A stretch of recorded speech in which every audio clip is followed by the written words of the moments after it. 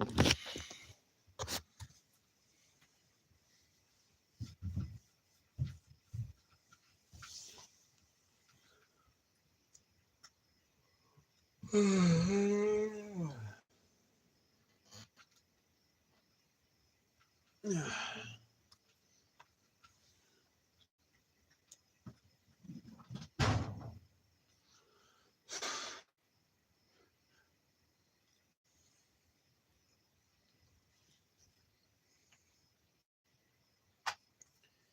don't want the world to know.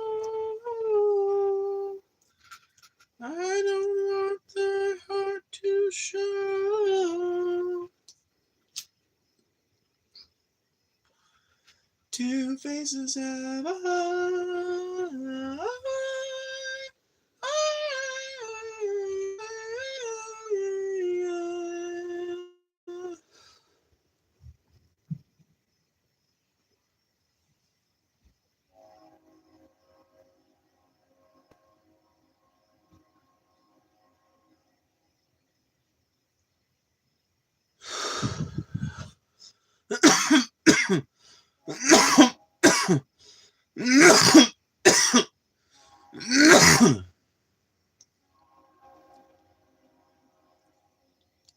the lazy whistle of a distant train.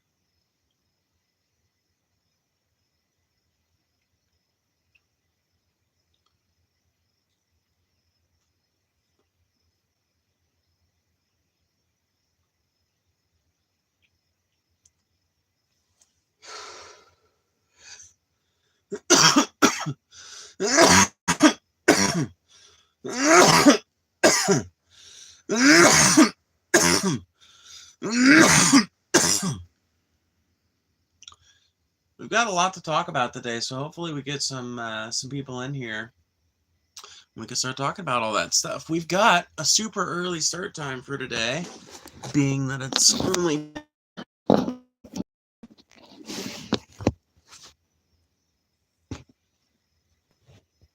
I would say being that it's only 10, we've gotten started pretty early tonight.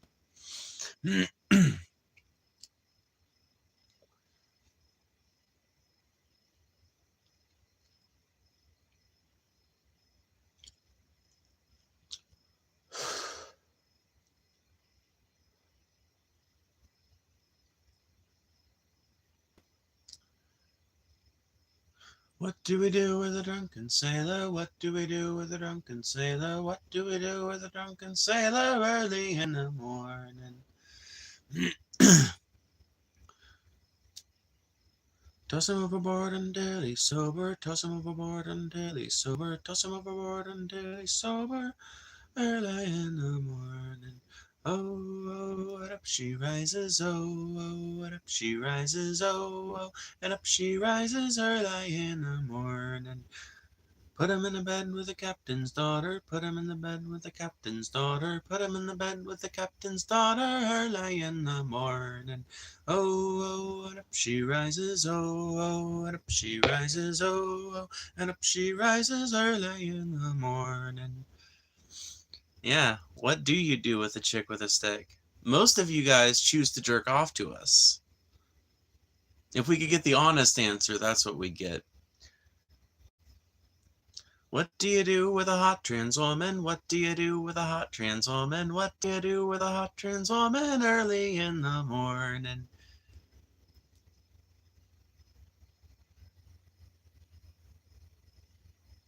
Put her in some porn so you can jerk to her. Put her in some porn so you can jerk to her. Put her in some porn so you can jerk to her early in the morning. Oh, oh, and up she rises.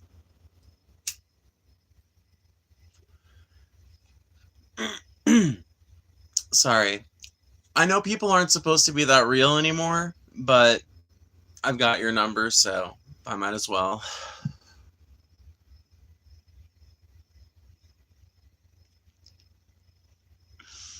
Based Trump nationalizing Intel? No, cockatoo. No, well, okay.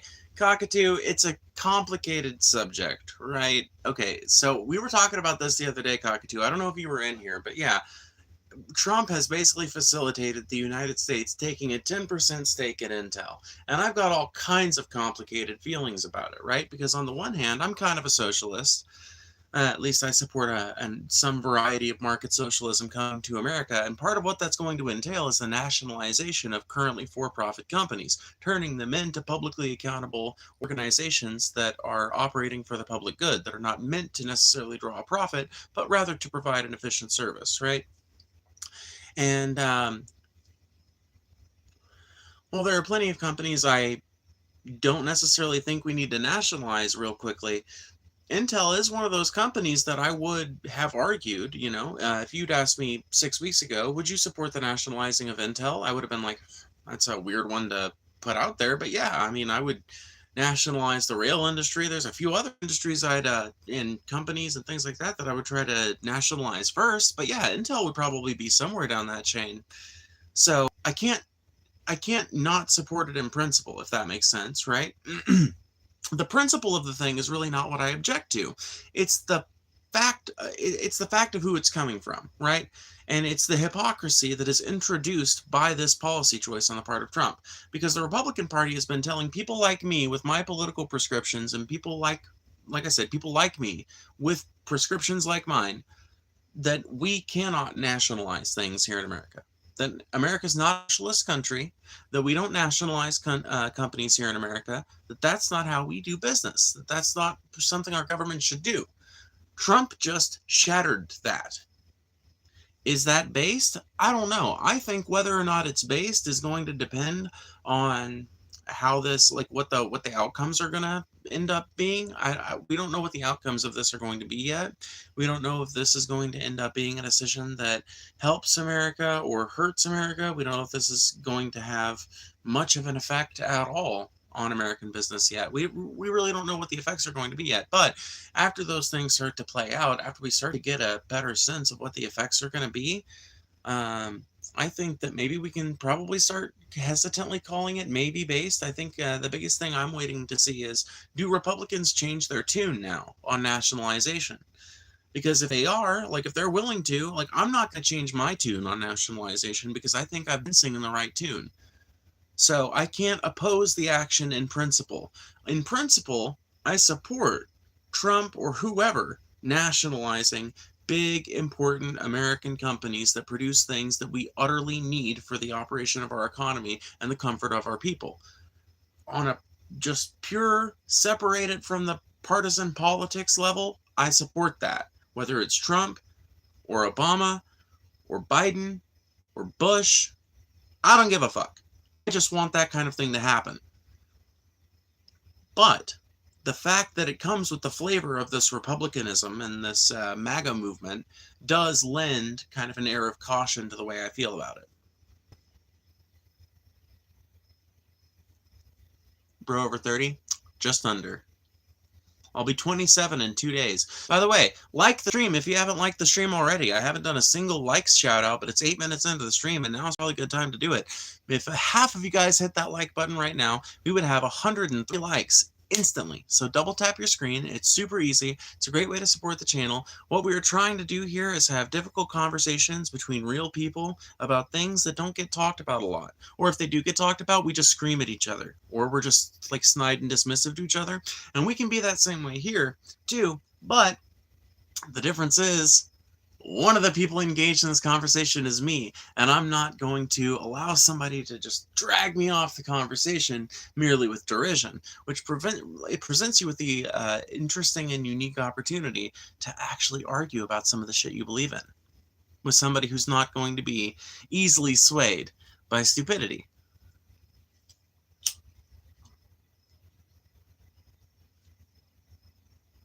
Don't ever listen to the hate. I never do.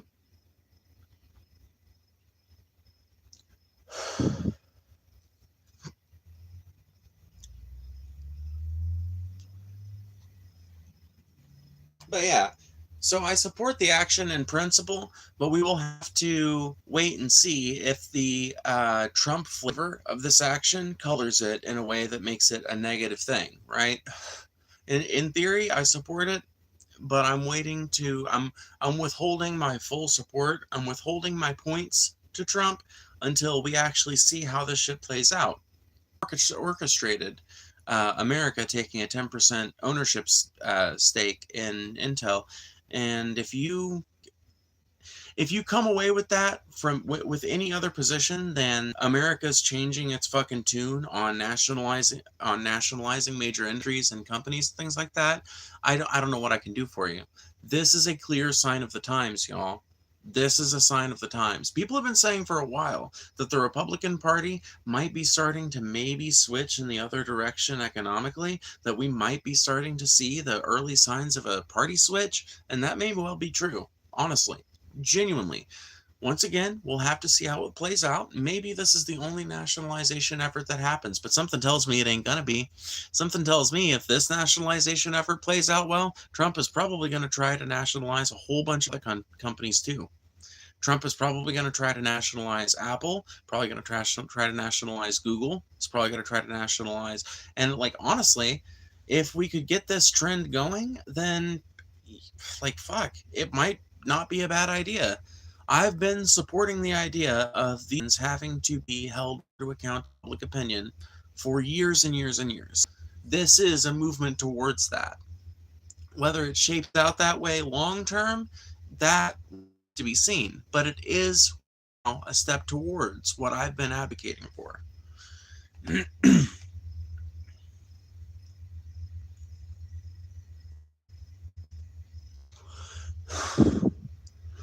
Just because I'm huge doesn't mean I would make a linebacker. I have fucking horrible joint pain and stiffness too. It'd be one thing if it was just pain, whatever. You can power through pain. Plenty of athletes taking plenty of painkillers to kill plenty of pain. But it's stiffness too. I just cannot run as well as most people. I can't fucking, and it sucks too because I like the DNA, I got one of those DNA tests from 23andMe, and my muscle fiber type would make me like a really good, like, it would make me really good at something that's like a quick burst kind of sport, but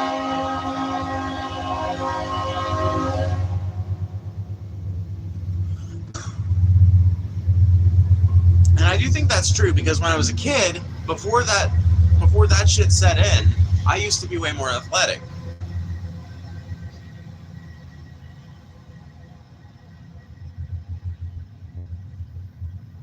Bro lives in Sandwich, Illinois. Is there an actual town called Sandwich, Illinois? There probably is. I know there's a Sandwich, Massachusetts.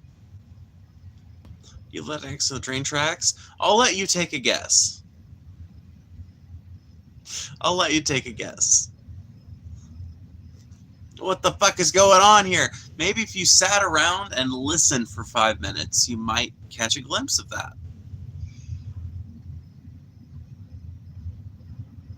Why y'all hating on gays? Because some people got nothing better in life than their hate. You know, I mean, I know that sounds cliche, but some people really got nothing going on besides the rise they can try to get out of other people. For a lot of these people, it ain't even hate. For some of them, it really is genuinely deeply held hatred for queer people. And we can go all into the psychology of that. But for a lot of these people, they genuinely just have nothing better to try and do than to try and get a rise out of me. Now, what they don't understand is that I am one of the hardest people to actually get a rise out of. You have to work at it. You can do it. People have done it. And there's a few people in here that know what buttons to push who will do it every so often just for shits and giggles. And I let them. They don't get banned because those turn out to be some interesting fucking streams. But short of a landlord coming in here and trying to justify their existence, or like somebody that's really fucking in the way that they hate gays, you know, short of that, you're probably not going to be able to get me to the shit screaming hatred rant that you want me to go on. I'm just not wired that way. I'm just not built that way. I have been around too many intolerant people and convinced them that queer people are okay to believe that I can't do the same for you, or to believe that there's some inherent kind of repellence to queer people. I just know that's not the case. In fact, I know it's the opposite. People are more attracted to queer people. People are more interested in being friends with queer people. People are fascinated by us. Why are your teeth yellow? Because I drank a lot of sweet tea throughout most of my life. A shit ton of it. I have cut back these days, thank God.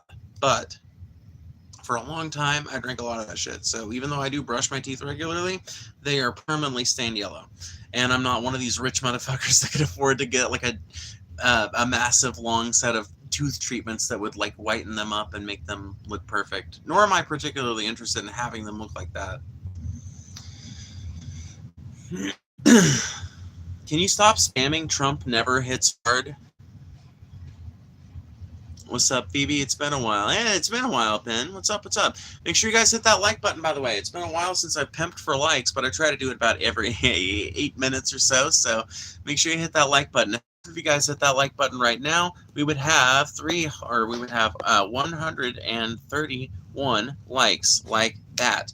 So double tap your screen or hit the little like button.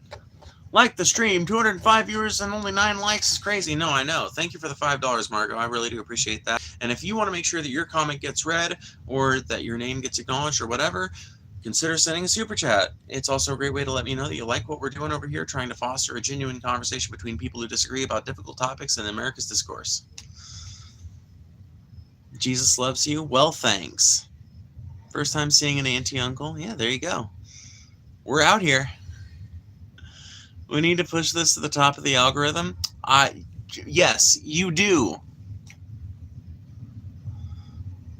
Take that money and fix your glasses. Ooh, dude, it has been... Dude, I've been streaming for almost a year, and I've had this broken set of glasses the whole time. Well, most of the whole time. They weren't as broken when I first started streaming. But this is actually the first time someone has spontaneously commented on the glasses, so props to you. Let's see, we got another super chat. Jose Garcia, thank you so much. I appreciate that. That is very kind of you. That's very fucking, that's very cool. Thank you for the 99 cents. If you only send 99 cents, sometimes it won't let you send a message. You have to send, I think, like $2 or more to be able to type something in there.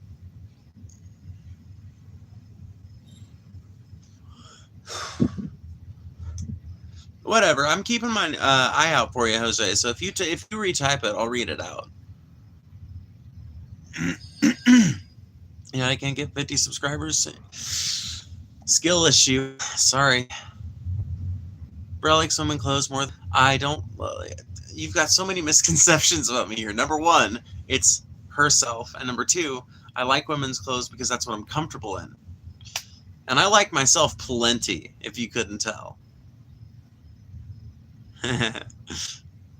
What are your issues with Trump? Okay, well, I will tell you this much. I am actually kind of maybe happy with one thing he did recently, but he also did a bunch of other shit today that I'm not happy about. So let's just talk about the shit he did today because it's in the title, and I think it's high time we talk about it. Make sure you like the stream. Send a super chat if you want to get read. But otherwise, let's get into it. Trump is trying to he's trying to ban flag burning. Did you guys hear about this shit? Trump is actually trying to ban flag burning. Now, I read the text of the executive order, and it is, the way it's worded is so that like he cannot make burning the flag as an act of protest in and of itself illegal. So what the executive order basically does is instructs the Department of Justice to get involved anytime there is a simple destruction of property case or something, or some kind of basically any kind of charge that you can append to someone that has flag burning as an element. He's instructing the Department of Justice to get involved with that, to refer cases and things like that. Excuse me. And I think effectively the executive order is meant to instill fear in people against the idea of flag burning, but it has been a long established fucking First Amendment. Like, the Supreme Court has long held that the First Amendment covers flag burning as an element of public protest, and I would argue that the precedent that is used, that is cited whenever you're talking about this particular issue, I would argue that it also proves that it's perfectly fine to burn a flag on public property as well, which is the things that Trump is kind of trying to target here. But that was one of the elements of the original case, was someone burned a flag outside of I believe it was it wasn't a VA building, it was It was some kind of governmental office or something like that. I'm having trouble remembering what the actual, like, what it was, but it was some kind of governmental office, and he burned on the courtyard outside, basically. And the Supreme Court held that that was a valid expression of freedom of speech, because it is. It is. Burning a flag is a victimless crime. If you get so apoplectic, pissed off about someone burning a flag that you can't help but harm yourself or others or whatever, you need to warn yourself. I am not the one endangering you by burning a flag. And in the spirit of this, I will be burning a flag on stream within the next few days. I'm not kidding. This is not a joke. I will be burning a flag on my own property and everything, so I don't know if I'll actually be breaking the executive order, but I will be burning a flag in protest of this executive order within the next few days, because this is bullshit. If he is doing a good thing, nationalizing intel, this is bullshit that directly defies the will of the people, that directly defies long-held precedent. And I don't think we need to fucking roll over and take it like we did when Roe versus Wade fucking got knocked back because Biden was in office, and we were like, well, whatever. Okay, so we've got some fucking super chats. Let's go over those. If he's going to ban people burning the American flag, then he might as well ban burning any other flag. Yeah, I mean, he would have just as much legal fucking right to, because it's all covered under freedom of speech. It's all covered under the First Amendment and freedom of expression. He's got no right whatsoever to challenge the legality of it. No right. It's clearly established. It will be established again. I don't like Trump either. He's ruining the country. I think we've gotten to complacent. It's partly our fault he is in office. Thank you, Sora, and thank you to Spriggs for your $5 contributions each. I appreciate you guys immensely.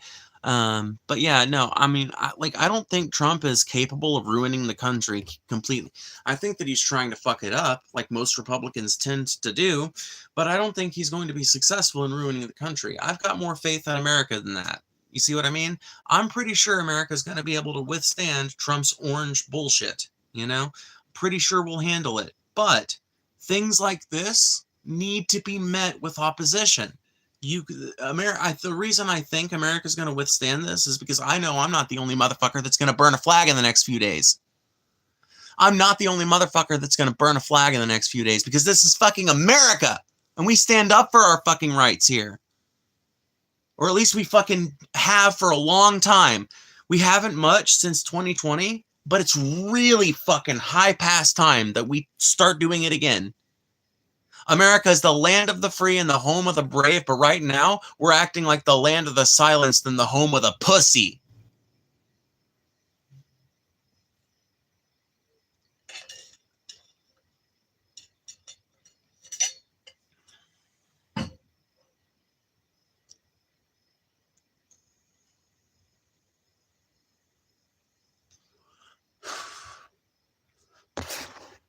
Let me just turn on the filter real quick just so I can read the chat a little better. We'll turn it on to 1 minute duration sub mode, and we'll turn it on to 15 second slow mode. Alrighty, that should make the chat more readable. There we go. So yeah, look forward to that in the next few days. I will be burning a flag to protest Trump's misguided fucking stupid idea that he can ban, target, or otherwise try to scare people out of burning flags. I love America, and for that reason, I'm going to burn one of her flags in protest of a wannabe dictator, a wannabe that insists on his personal will becoming law. This is an action incited by Donald Trump and his administration and his regime. The flag that is harmed will be harmed at his hands.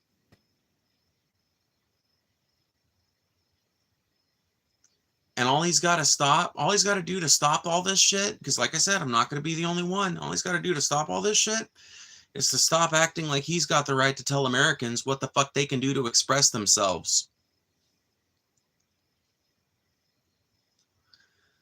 If I want to wipe my ass with that flag, I'll do it. If I want to burn that flag, I'll do it. If I want to fucking, if I want to put Trump, if I want to put his name in a, if I want to pick out dog turds from the yard and lay them out in his name and post that to my YouTube channel and make it get 1 million likes or some shit, I have that fucking right. This is America. This is fucking America. I have the right to say whatever the fuck I please outside of shouting fire in a crowded theater. And burning a flag is a damned far sight from shouting fire in a crowded theater. So may I not be the only one who burns a flag in the next few days to show the current fascist administration that America's not just going to roll over like a couple of little puppies. What taxes do you contribute to have those rights? Motherfucker, this stream alone, I've been streaming for 26 minutes. I've already made $15.99. I will probably get less than half of that. You know why? Because YouTube takes a third of it, and then the federal government takes about a quarter of it. So shut the actual fuck up, bitch. And before you think, oh, so you made $16 on a stream one time and you think you pay taxes. I made $750 in July. Bitch. On par with a part-time job. So don't come at me like I don't contribute to this motherfucking society, bitch. God, pretentious motherfuckers think they have something to say about another human being. Think they know shit. Pisses me off. I need another joint. Make sure you hit the like button if you haven't hit it already. It really does help. It's the best way that you can send the stream out to even more people and let YouTube know that this is hot content that they need to be recommending to lots of folks. And it costs you nothing. And if you've been watching for this long, you like the content, come on, be honest with yourself. Be honest with me. But more importantly, be honest with yourself for a moment and double tap your screen because I know you're liking this shit. What do you think of the First Amendment auditors? Oh, you're a First Amendment auditor. So you're talking about like the dudes who like film outside of public places and shit, and like I like them, right? Are we talking about the dudes who are usually like confrontational with cops because they're like trying to stand up for their right to film in a certain spot? I generally like those guys. In fact, I've had a couple of conversations with one. I've had a couple of conversations with John Phylax. So he's a cool dude. And yeah, I tend to like those types. Some that I think kind of do the other ones dirty by not portraying a very good image. Like there are some places in this country where you're not legally allowed to film, right? There are some places where I don't think it's necessarily right for someone to film. But if you're just standing out on a sidewalk or some shit, I think that they are totally right for standing up for their fucking right to stand there and film.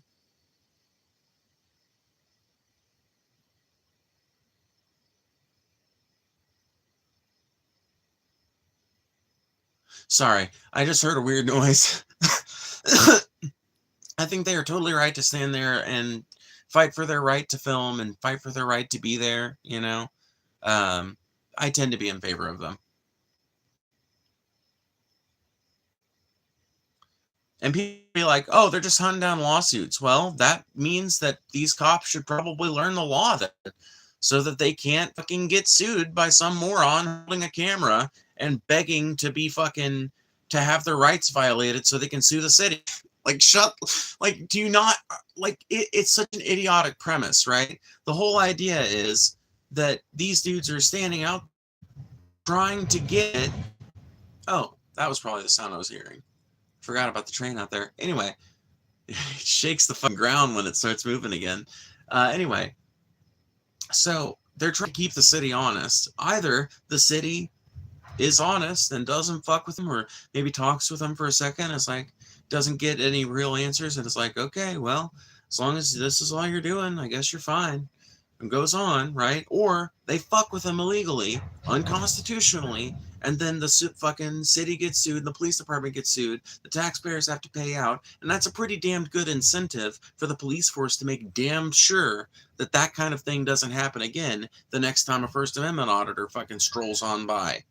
You know, so I look at it as like a net positive for society. I'm fucking all for it. More of it. Mm-mm-mm.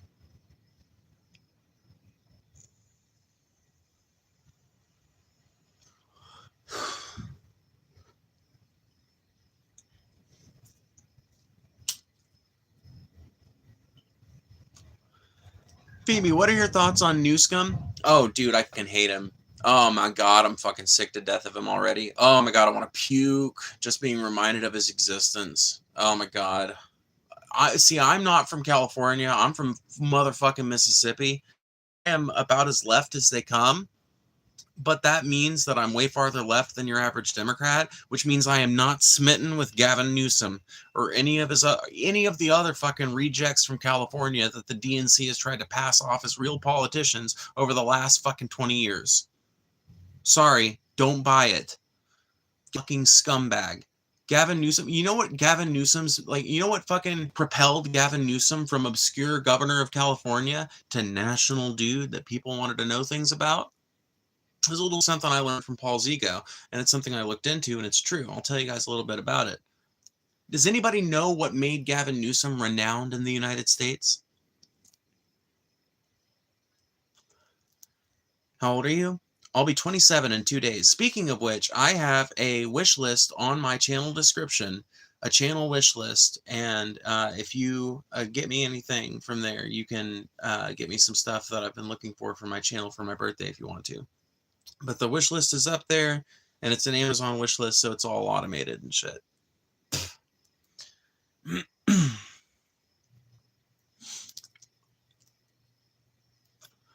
Are they even reading the chat? Yeah. Somebody just said list some accomplishments of yours. I think accomplishments are relative, but I've got some what I would consider accomplishments at least. Um, I think the biggest one is that I've traveled most of the lower 48. I've been as far west as Pismo Beach, California, and as far east as Salisbury Beach, Massachusetts, as far south as Pensacola Beach, Florida, and as far north as the Northern White Mountains of New Hampshire. So that's, to me, a pretty meaningful accomplishment, but it may not be a fucking super meaningful accomplishment to you, you know? And some people, like, you know, if there's any truckers in the chat, they'll be like, oh, well, whatever, I've done that as part of my job. Well, it wasn't, I mean, I guess it was part of my job, but it was just like how I was living, right? So I don't know. I think that that's pretty fucking cool. I guess, like, honestly, there's a bunch of like things I could cite from that time in my life that I think about it. I just don't like to think about myself in terms of, like, I don't know, some massively accomplished person. I'm not pretentious in that way. I'm pretentious in plenty of other ways, but I'm not pretentious in that particular way. But I will say that the way I was able to travel all that way is this and my voice. And that in itself is kind of an accomplishment. To be able to survive off of that alone, to be able to capture people's attention regularly enough to live that way and live a pretty fucking good life until the economy really started tanking, that was pretty fucking dope. That, and I think that that's a pretty fucking meaningful accomplishment in my life, you know?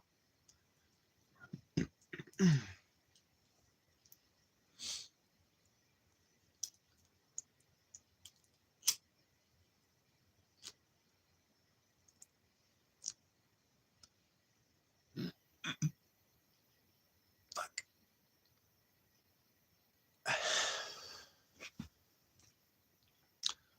Are you in school for anything? What do you want to become? No, I'm not in school for anything. I mean, my main day job is like, you know, stay-at-home mom slash homemaker, that kind of thing. And then my income is this. So I do this for a couple of hours a night after everybody's gone to bed. And, you know,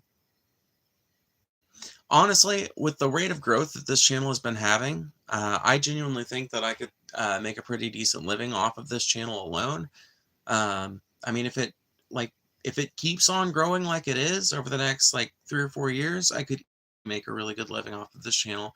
And especially if I expanded to long form content and that kind of thing, which I've experimented with in the past. You know, I've got some videos up on my channel, you know, it's just not the main thing I do right now.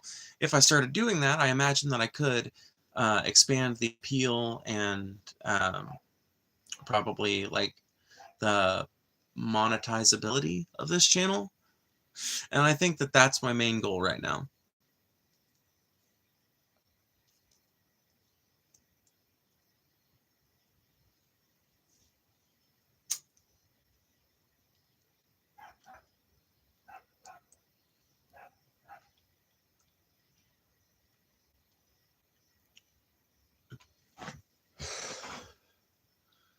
Stop puffing stacks of smoke. What? Hit the like button if you haven't hit the like button already. The conversation has devolved to fucking nothingness because people are retarded, but it is. You can't always help this, you know? Sometimes there's just the way things end up going. Smoke isn't good for your voice. Don't I know it? Don't I know it? I will tell you though, cannabis smoke is less bad for your voice than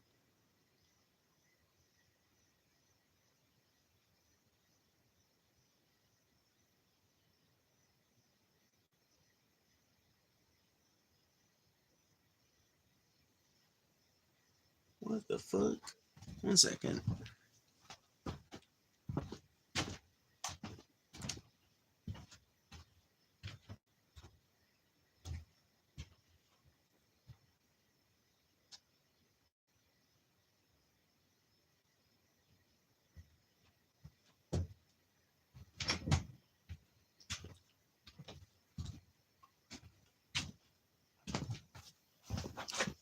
Okay.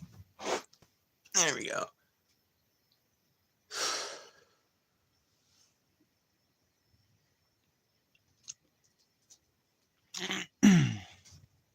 What was the one thing that you agreed with Trump today? So he, I don't know that he did it today. I think he actually did it yesterday. He announced that he was able to secure a 10% ownership stake in Intel for the U.S. government. And I was talking about it earlier. I support it in principle, right? In theory, I like the idea of nationalization. You know, it's something that I would have applied to the railroads. It's something I would have applied to a lot of different things here in America. But Intel works too. I mean, it's something we need here in America, and it's, I think, an avenue towards improving the fucking situation, right? Because for fucking decades now, Republicans and people on the right have been telling us that we can't nationalize. We can't nationalize a corporation. That's socialism. Well, now Donald Trump himself, the masthead of the Republican Party, has just acquired a 10% ownership stake for the U.S. government in Intel. That is nationalization, my friend. That is socialism. At least it's a socialist policy that is now American policy. So we can stop having this stupid argument, in my opinion. Now, maybe I'm wrong about that. Some magazines will disagree with me. But in my opinion, we can now move on to the what industries should we nationalize, why, and to what extent. I just hope that this change represents a change in not just policy, but political philosophy on the part of a lot of his voters. Because if it opens their minds up to that, oh my God, y'all, we can make some real progress. We just need libs and lefties to remain honest about their position on nationalization. If you've been a supporter of nationalization all the way up till now, don't fucking suddenly act like it's a bad idea because Trump did it. Don't be a moron. If it was a good idea 5 minutes ago, it's a good idea now. Okay. Manchild sent Czar $7. I don't know. I don't know what currency that is, but righteous. Thank you for the donation. What are your thoughts on UFOs and Bigfoot? Oh Lord, different thoughts. UFOs, I think they're almost all government or which I guess is one and the same. I think it's all military shit. We just don't know exactly what it is, you know? And that's kind of the point of all these covert operations, and that's the point of very secure building sites and factories and things like that, is to make sure that the public isn't aware of what we've actually got at any given point in time. And I think most of the time when people see UFOs, what they're actually seeing is some kind of DARPA military project bullshit, you know, something like that.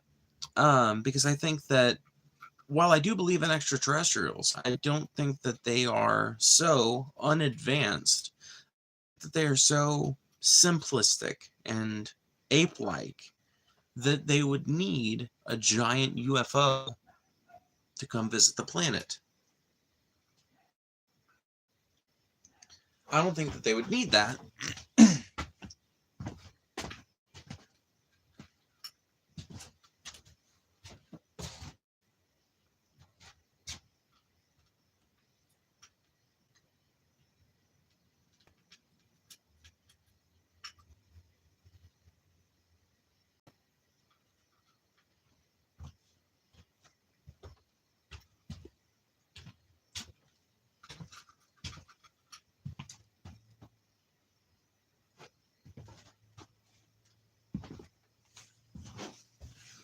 Yeah.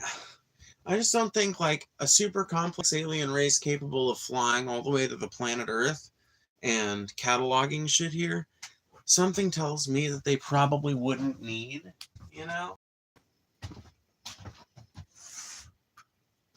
Something tells me they probably would not need um, a giant flying saucer or some kind of conventional spacecraft.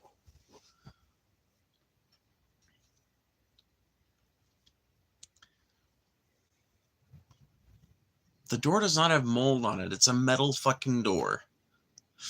It's a metal fucking door. What would the mold be fucking growing on?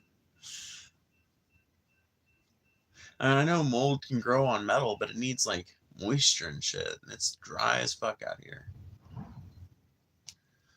No, this is just an outbuilding that hasn't had a lot of love. But that is one of the things I want to do. I just haven't had the money to do it, you know?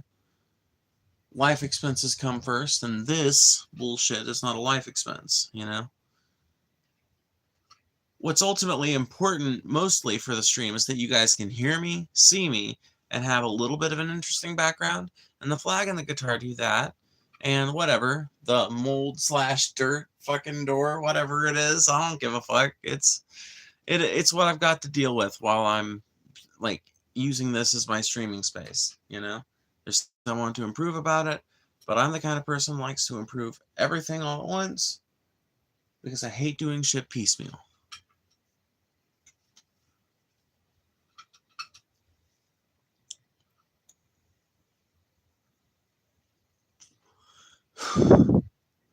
What would you do if you had 1 million, Phoebe? Honestly, Ben, I'll be fucking straight up honest with you, bud. If I had $1 million, I would move my family straight to Mississippi in a heartbeat.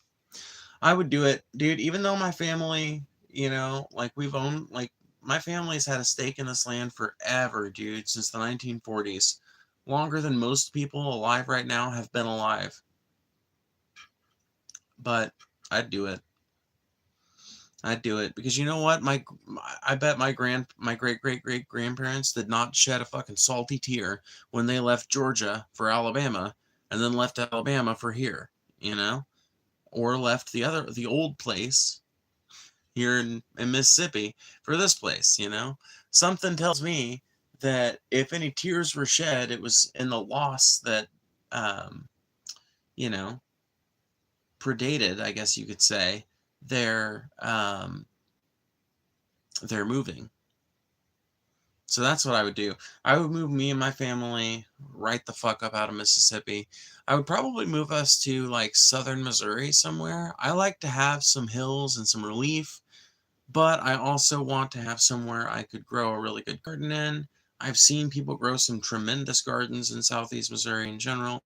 I don't know that I would like southwest Missouri, but I would take the southern kind of that region, southeast Missouri. Either one of those I would be cool with. I would be cool with north central.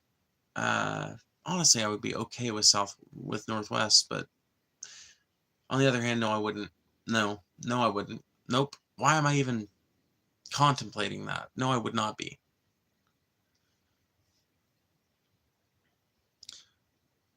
What about New England region? Come up north. I actually lived in Massachusetts for 6 months, and I tell you what, dude, if $1 million was enough to do it, I would. But you know what, Ben? I lived in Mass long enough to know that ain't enough. I lived in Mass long enough to know you didn't give me a high enough number to work with, my friend. Not if we're trying to move up to fucking. Because I tell you what, I would not want to move my family, especially because two members of my family that live down here now are people that used to live in Mass. I would not want to move them all the way back to Mass after all this fucking effort and all this time of transition. I would have to. It would have to be a higher number, and it would probably be upstate New York, maybe maybe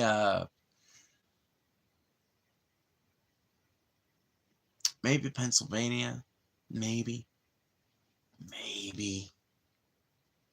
Then again, no, I'm not moving to Pennsylvania. Fuck that. But New York, I would consider. Mass, I would consider. It would just feel like such a weird turnaround, you know. And I don't think the other people I have to consider, I don't think they would jump for that. So I think that where I would probably end up would be Missouri, because it's something I've talked to everybody in my family about, and everyone's amenable to it, if the situation was right. If you gave me $1 million, I would invest that, like whatever I had left over after fucking buying a suitable piece of land with enough room for me to have, like, um, basically enough room to have some stock, enough room to have a really big garden, and to have like a double wide put there if there's nothing there yet or whatever I have left, after getting that and furnishing it and all that shit, I'll probably have at least $500,000 left, probably. Fucking invest that shit and just live off the fucking dividends for the rest of my life. Maybe if something I've invested in goes really big, I've got a big windfall, I can take that out and make a bunch of money on it, and then, put that in some I don't know, I'm not a fucking stockbroker, but you get the idea. Okay. I'm doing the Joe Biden whispery thing.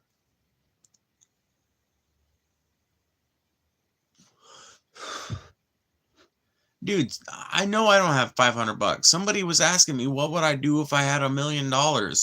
So I'm engaging in the poor person fantasy of what would I do if I had $1 million. What's so hard to understand about that? Phoebe, what's your favorite kind of pencils to crunch on? Personally, I prefer Ticonderoga when I go to snack on a pencil. What about Tennessee? Fuck no, dude. Tennessee's no better than Mississippi. Not for what I'm trying to fucking escape. I'm trying to escape the oppressive atmosphere towards cannabis. Towards cannabis cultivation, if we're being honest. Can I just be honest? That's what it is. I don't grow weed. Because I would never fucking risk it in a state like Mississippi. Are you kidding me? This is like one of those states. It's like motherfucking Texas around here. We got a medical program, and we got fucking gas weed, but you better not be growing some plants. It's one of them kind of states. You can't grow if you're a medical patient. Like, it's incredibly fucking hard to get licensed as a grower and approved and all that shit. And I'm addicted to this idea of self-sufficiency. Maybe I'll never achieve it. Maybe I'll never really make it. Even if I'm stuck here, though, I could achieve it all except for one thing.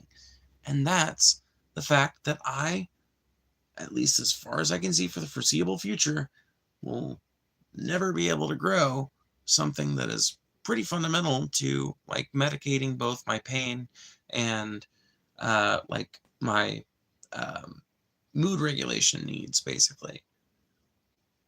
That is an element of self-sufficiency I can never attain here. And it's something I could attain super easily, no licensing required, in Missouri.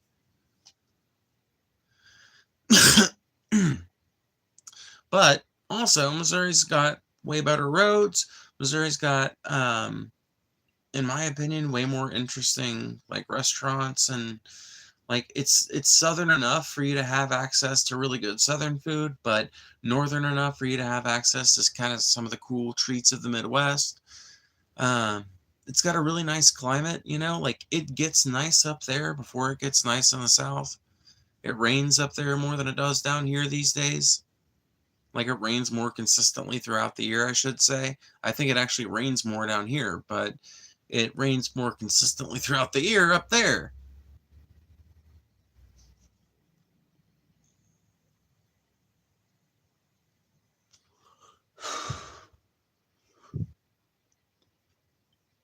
Do you have borderline personality disorder? I don't know. I really don't know. Maybe. Who knows? Not me. I'm not a doctor. I'm in Minnesota, and we recreation and can grow our own. Yeah, no, I know. Minnesota, I would take. I would take Minnesota. Yeah, you guys have fucking. Not only do you guys have that going for you, but you guys got, Governor Tim Walz, who I think is an all right dude for the most part. He's got a few places where I'm pretty critical, but you guys have got some pretty strong, what I would consider progressive policies, and I would like to see that kind of thing in a state. Then again, so does Missouri, right? And that's why when I'm talking about states that I would consider moving to from where I'm at, I'm looking for a very specific kind of thing. I'm looking for the ability to grow my own food, the ability to grow my own weed, the ability to grow my own whatever I need to live. I'm looking for not just the legal ability to do that, but I'm looking for the climactic ability to do that too. I do not want to have to grow everything I grow in a greenhouse or have like massive convertible beds everywhere that I roll up the plastic on at the beginning of June, like tentatively, hoping that it doesn't get cold enough to frost. I don't want to do that shit. That sounds like a lot of fucking work. And I'm not like terrified of that, but I'm kind of like nonplussed by the idea that one should have to suffer to that degree to do something one could do with way less effort in a place the climate just kind of lets you grow shit. Or at least, I will say this, lets you grow a wide variety of shit. There's plenty of shit that loves New England's fucking atmosphere. Don't get me wrong. There's plenty of things that love growing in that region. Same is true of most of the planet Earth. That's the beauty of evolution. But in the South and the Midwest, like the only place that rivals our ability, especially the South, but the Midwest to some degree as well, the only place that rivals those places' ability to produce a wide variety of crops would be like the Central Valley of California, maybe. Outside of that, you're looking for fucking big crop production, you're looking for the fucking South. Especially like you want a wide variety of different shit you can grow. Like Mississippi farmers have been talking about growing almonds for a while because they're super water intensive, and Mississippi has had less of a problem with drought than a lot of other states have. Like we've been kind of in and out of one for the last few years, but we tend to be out of it. And like right now we're out of it, I'm pretty sure.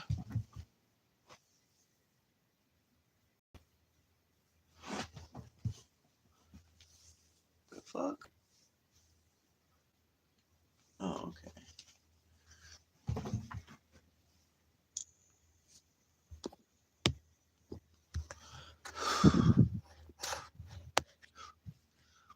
Can basically anything grow in the Midwest and Plains? Yeah, basically anything can grow in the Midwest and the Plains, except for some tropical stuff, which can only grow in either the Central Valley, the Deep South, or Florida. That's why, like orange production, like there's a shit ton of oranges grown in Florida because the climate is just so well suited to it. But there's also oranges grown in Mississippi. There's like in the southern reaches of Mississippi, you can grow all kinds of like tropical stuff that, like some of it you have to do some kind of like special practices to it, but like there's just a wide abundance of things that you can grow here. And the Midwest, I mean, it's only slightly less true for the Midwest. Illinois has the most fertile soil, legal weed, and decent enough policies. Why not go there? Honestly, that's what I was about to say before I got derailed. If I'm talking states I would move from here to somewhere, I'm talking Missouri, Illinois, Minnesota, maybe, or New Mexico. But New Mexico is kind of a dream. I would have to really luck into like the perfect spot in New Mexico to get somewhere where I would have access to water enough for crops and everything, and, you know, the right climate to grow shit in and all. Like, there's just like such a magic number of things you have to have coincide to make that work for what I want to do. But if I could have the best of all worlds, New Mexico, but I ain't gonna get the best of all worlds, so I would take Southern Illinois, the southern half of Missouri, the rural regions, obviously, of both of these places. Um, Minnesota. I really don't know enough about Minnesota to know if there's a particular region if I would like better than the others. I will tell you this much. I like having hills. So if there's any hills in Minnesota anywhere, I want to be near the hills. If there's any hills, tell me there's some hills in Minnesota. Otherwise, Minnesota has to go off my list because I'm not living in flatlands. I'm not living in somewhere I can't do it. I won't do it.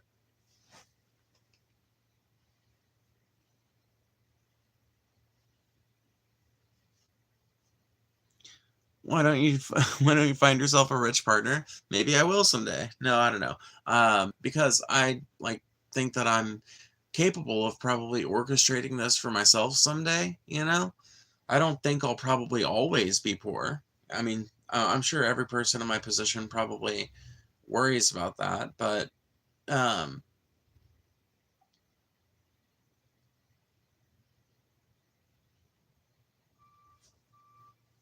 oh, that's a railroad track. Okay.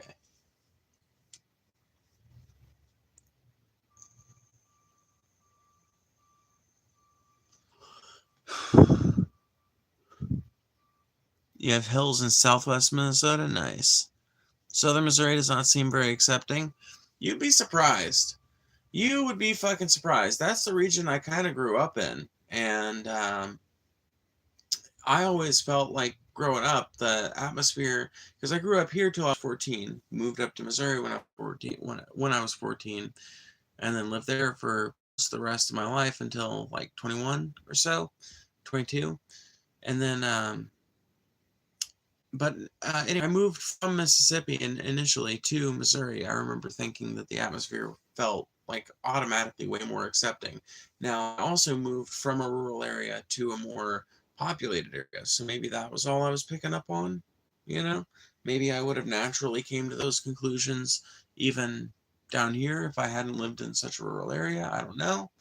But I felt like an instant kind of atmospheric shift in the way that people talk about queer issues. And um, well, I started meeting people that openly allied as like pro-union for the first time, and like uh, like Democrat and shit, which now I don't place much value in. But you know, back then it was like, whoa, this is kind of like a different atmosphere from what I'm used to in Mississippi. You know, and that was in southeast Missouri. So I don't know. I think that Missouri is very much a battleground state where there's a wide variety of people. Maybe that's changed, but as of the last time I was living there or staying there regularly, weirdos were pretty much welcome in Missouri. Pretty much anywhere.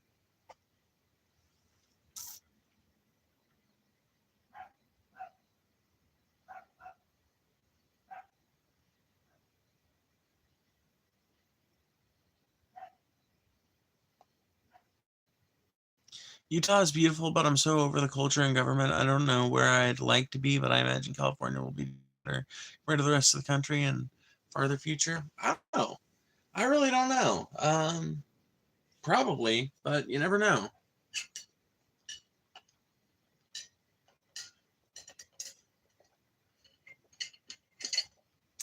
I tell you this much. I don't know if you were here listening to my rant earlier, but I'm already so sick of fucking Gavin Newsom that I could fucking puke. The dude is so fucking lame. Oh my god, he thinks he's the most clever motherfucker ever. And all these god damn, I want to fucking write all of these fucking dumbass media personalities a very angrily worded letter. Because I'm just so fucking pissed. They're all falling for his bullshit, hook, line, and sinker. His press office initially started doing the Trump imitation shit, right?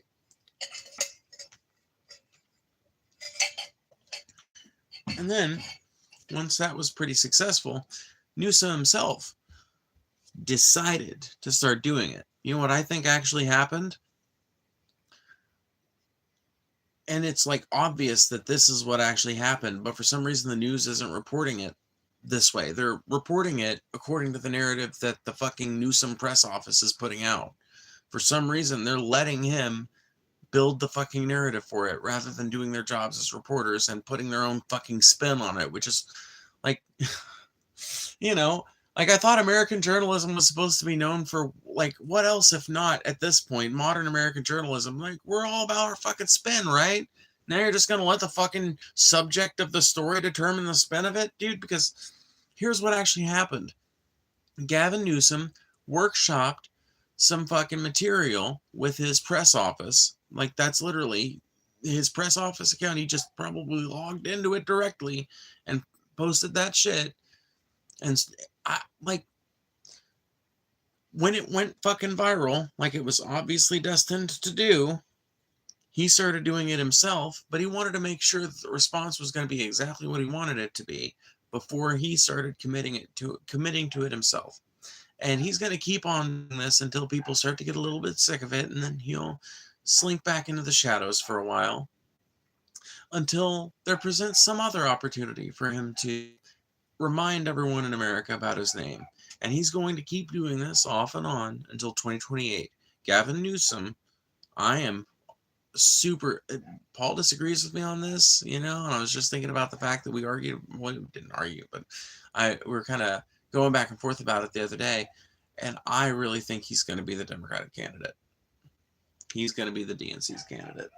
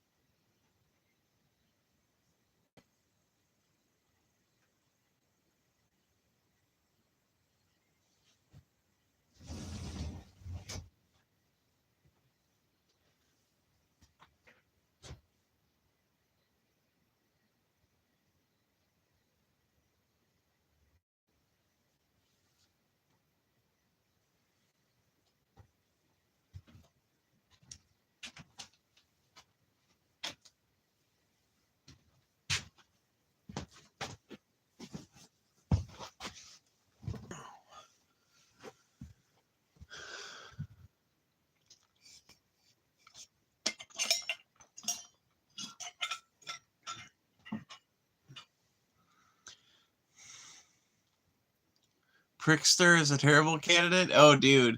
Is he, like, not well-liked in Illinois or something? I don't know. From outside looking in, J.B. Pritzker seems like an okay governor, but maybe I'm wrong.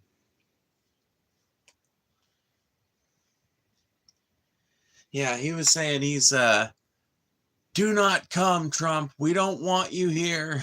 He's on the with Trump, but he's like every other fucking Democrat. He's being completely feckless about it. He's saying, we will use every peaceable option we have. And it's like, oh, shut the fuck up. You know what, Riley? Or Winston? I'm sorry. I get you guys confused for some dumbass reason because I'm a moron. Anyway, you know what? You're 100% right, maybe. And just based on the fact that I'm thinking about it now, his dumb ass, the more I think about that press conference he did, the more pissed off I get about it. Because really, on the one hand, he kind of seems like heroic, but then on the other hand, you realize all he's going to do is challenge him in the fucking courts. He's going to try to get a court injunction against him. We will see you in court, Trump. Oh, yeah, because Trump's so fucking scared of the court. His favorite fucking president's Andrew Jackson. Motherfucker didn't give a fuck about courts. Motherfucker ain't gave a fuck one about the courts other than to stuff them with justices that he likes.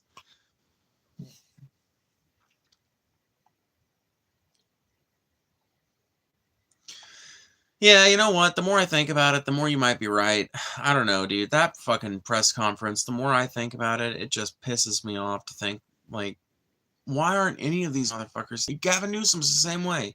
Gavin Newsom, basically, he was better at acting the hero. I'll grant him that. But he didn't do anything different. He didn't actually step in. He didn't actually, like, put his, his life or his liberty on the line to get to at least be like, okay, well, I'm going to at least fucking try to take back control of my fucking troops, because the state fucking National Guard is supposed to be his motherfucking troops, ostensibly. No, he didn't do that. Once again, he fucking did the courthouse option, which is Trump's favorite fucking thing about Democrats, is that Trump is willing to break every rule in the book, and Democrats cannot get it through their heads, or don't want to get it through their heads, that Trump is not going to play by those rules, doesn't care about those rules, actively spurns and laughs at those rules, and cannot be challenged using those rules. You have to find new, unique ways, or equally audacious ways, to get back at him, to interrupt his process.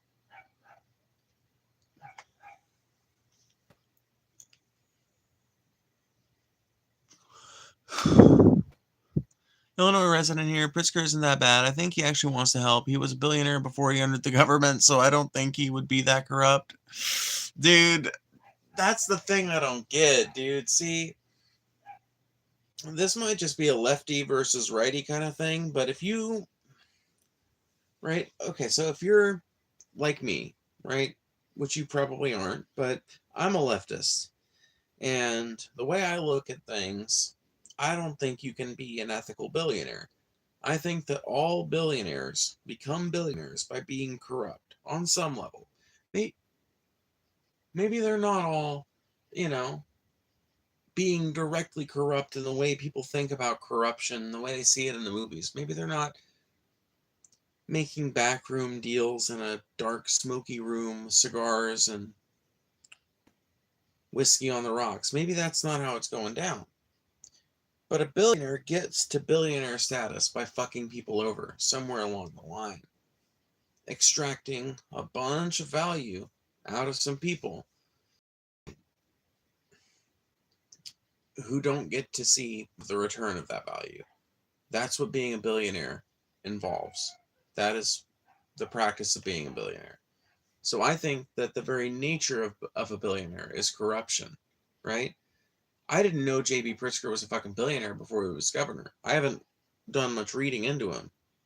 So that, in and of itself, is kind of disappointing for me, because I look at billionaires as a greater source of corruption than any other source, because it's billionaires that donate to these corrupt political parties.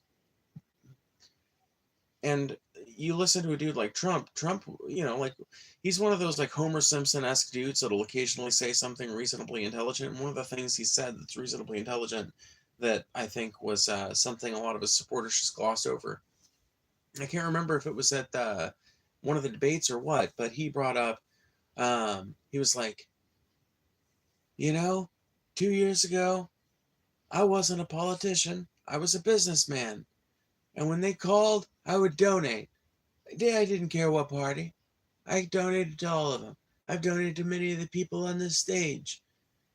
And you know why? You know why I did that? Because I knew that when I called, they were there for me. And that's how it works. He wasn't lying about that. It's one of the few fucking things Trump has said on the national stage that was not a bullshit lie. That was stone cold truth. You want to know what Trump looks like when he tells the truth? You watch that little clip. Watch where he talks about donating to fucking all kinds of politicians because they service the billionaire class. Because that's something he knows about. That's something he ain't lying not one little bit about.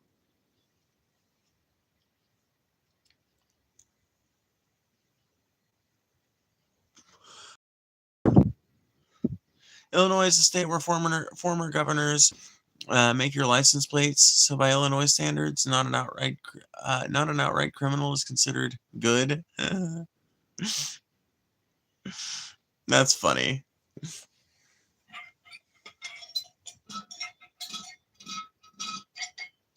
You know, it took me a second to realize you were making an allegory to prison. At first, I thought there was like some kind of gubernatorial license plate factory. And they all have to live in retirement. And all the little old governors, you know, shuffle in, you know, 2 or 3 at a time, as many as are living, you know, to fill the shifts. Vice governors, you know, do the slightly less auspicious roles in the factory.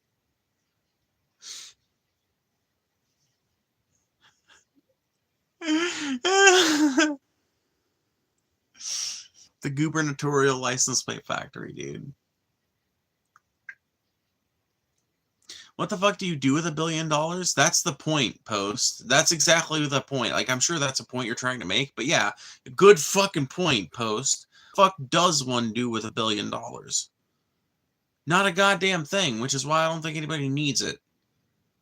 I think it's one thing for a company, right, to be worth billions of dollars. I think it's a completely different thing for a human being to have personal access to that much wealth. The reason? Because it's never going to get spent. And in a capitalist economy, money that's not getting spent helps no one. And this country is in dire need of help, even if it's just people buying more shit. Literally, that alone would help a ton of people just by fucking, like, inflating their fucking jobs numbers or whatever. You know, like, waitresses are able to get more tips and able to get more tables and things, and gas station staff are able to bargain for some raises because they know that they've been doing way better business than usual.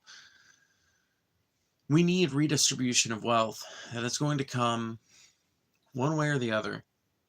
Maybe this nationalization shit is a step towards that. We can only hope.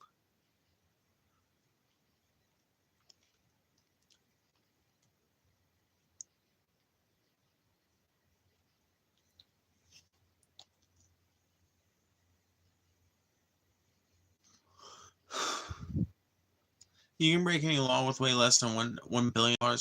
Yeah, I would say the number is probably like 20 million or so. No, no. I gotta tell you, dude. I gotta tell you, break any law.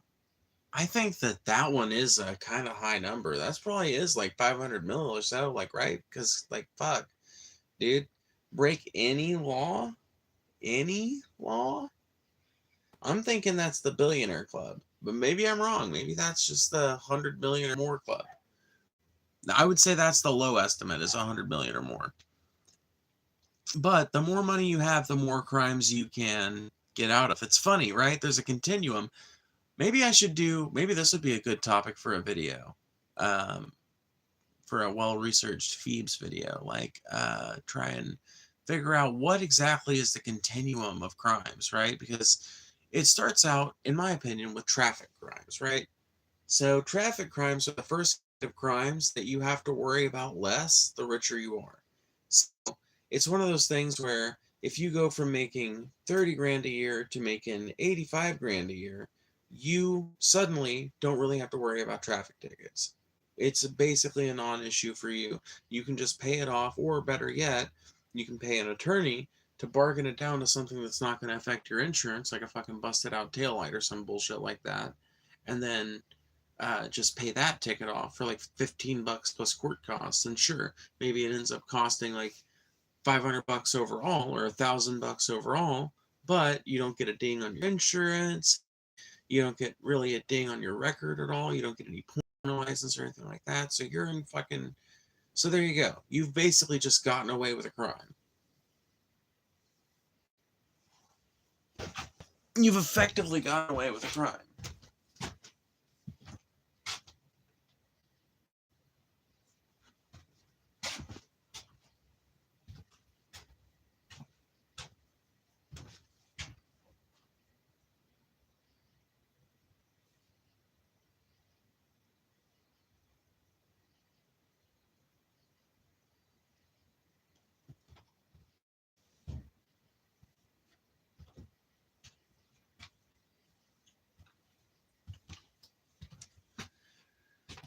But then the question becomes, what's next, you know?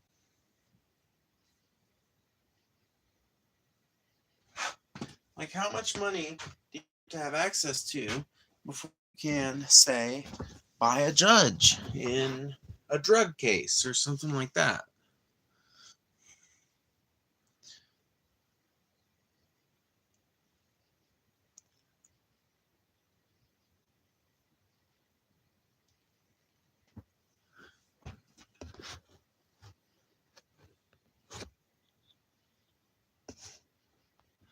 If I own a company that is worth $1 billion, then I am a billionaire. You are confusing net worth and liquid cash. That's not necessarily true. Money isn't a real resource. Isn't that wild? But you think you need it because some weird dudes want you to work for it, so you can have actual stuff. You have to get a case dismissed before trial, around 50 million. Yeah.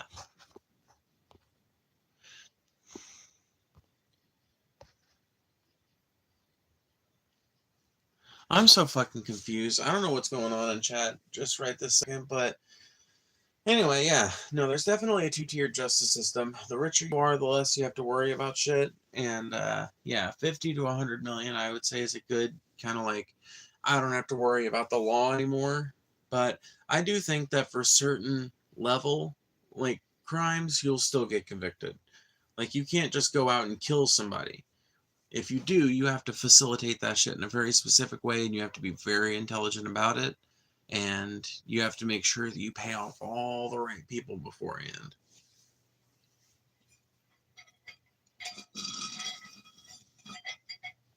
But failing that, you're probably going to get fucked. Because the alternative is, the judge is himself arbitrated by the court of public opinion, which is not something that judge is going to allow to happen.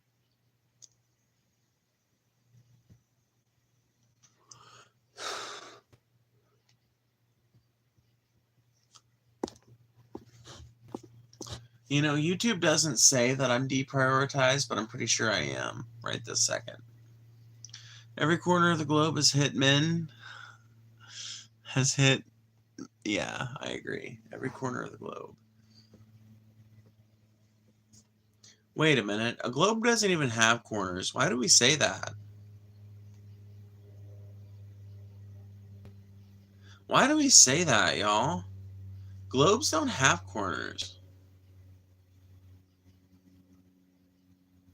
Why are you... Please don't call me a liberal. I'm not. Just because I'm not a conservative doesn't mean I'm a fucking liberal. God damn. If you have 50 or 100 million, you're hiring a hitman, not doing it yourself. Yeah, but even then, there are people that have plenty of money that will try and fucking hire a hitman off of fucking Reddit or something. They don't understand how that shit works, and I don't understand how it works either, so I'm not going to pretend to know, But I know that it doesn't happen over fucking the dark web. I know a honeypot when I see one. Because maps used to be on paper. Nah, dog. That doesn't mean the globe has corners, though. Every corner of the globe? Nah, dude, because ain't nobody ever calling a globe of no fucking map. And ain't nobody ever look at the fucking, like, Mundus production or whatever it's called. Production? Okay, there's another Phoebe Keenism. Anyway, nobody ever took a look, took a look at the Robertson projection and was like, yes, a globe. The globe is the little spinny thing that you go, woo, woo, woo, woo, woo. And the planet spins, and it's got the map on it. It like every globe is a map, but not every map is a globe. And a globe does not have any corners. Period.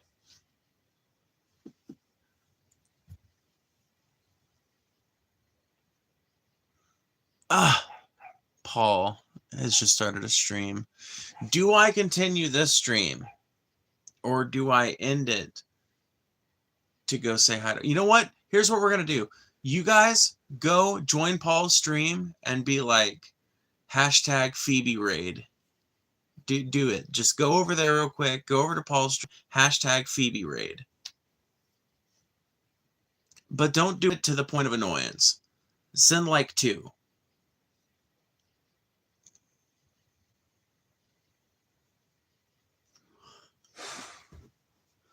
What? Oh, man. How did that happen, Riley? How the fuck did you get hidden over there? Globes can be things that don't even depict the Earth. They can depict the Earth and not be a map. Okay, fair enough, but a globe don't have no corners. A globe is a circle. Well, it's not a circle, it's a sphere. Well, technically, it's not even a sphere, it's like a spheroid. Well, it's not a spheroid, it's a fucking globe. But you know what a globe doesn't got? You know what a globe ain't? A thing with corners. It's just language. Yeah, it is, but that's what pisses me off about it so much, you know?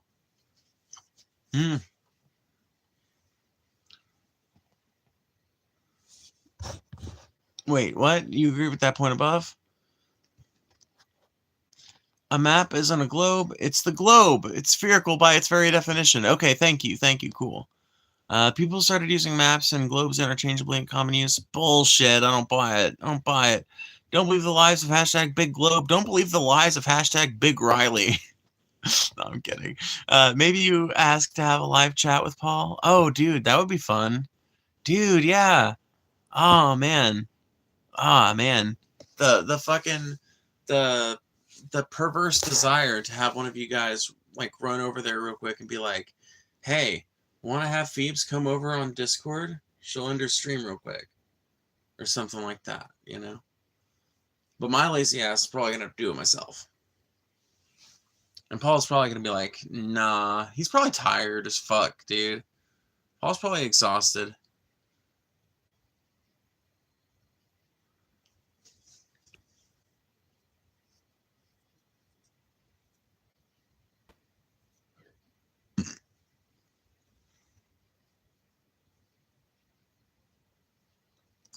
Flat Globers in the chat be wild. Yeah, dude. Yeah.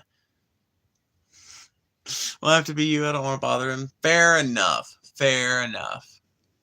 Fair enough. That's entirely fair enough.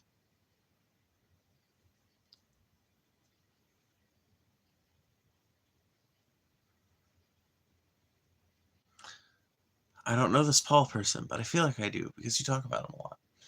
I don't feel like I talk about him that much, but, you know.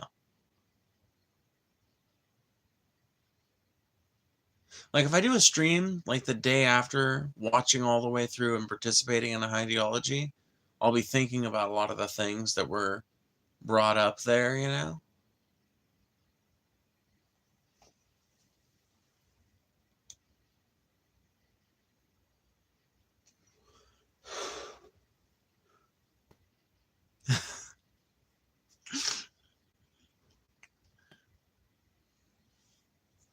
I do not.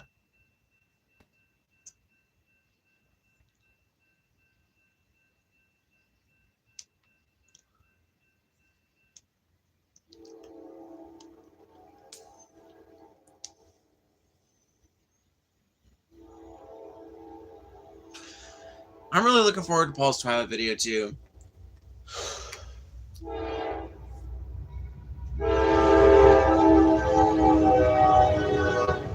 It seems like it's shaping up to be the most epic thing Paul's ever done, which bodes well for all of us Pessimist Productions fans, for sure. Yeah, I mean, it's an interesting property. I've never watched the Twilight movies, but I was kind of like immersed in people talking about Twilight for the duration of the time that it was like a big thing. I remember it being a cultural icon. So, I'll. You know what? I should probably like watch the movies before I watch Paul's review.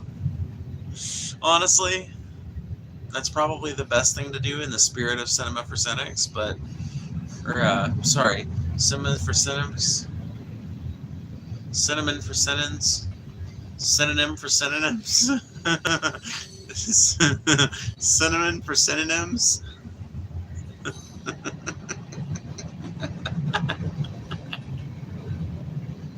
I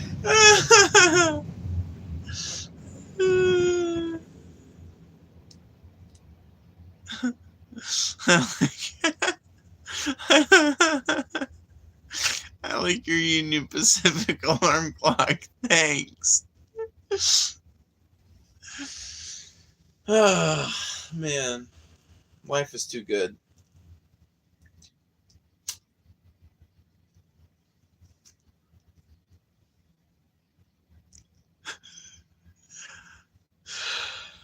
Put the taps away. You're good.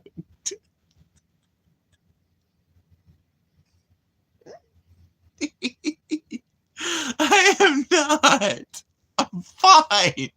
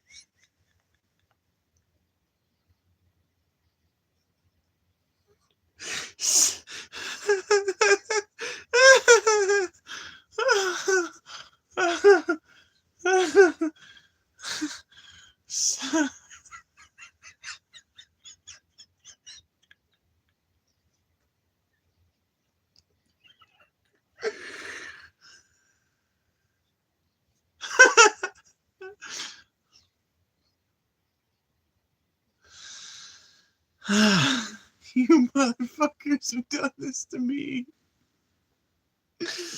I'm kidding. I did it to myself.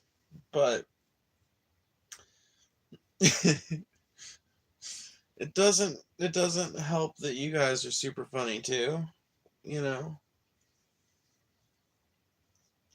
Which makes me get on fucking unconquerable laughing sprees. I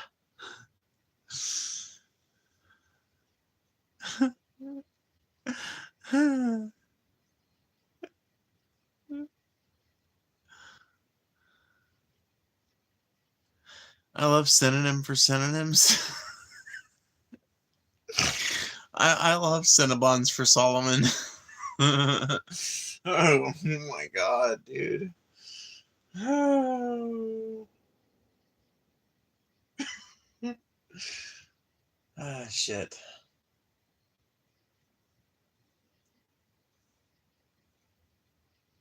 Laughter is fun.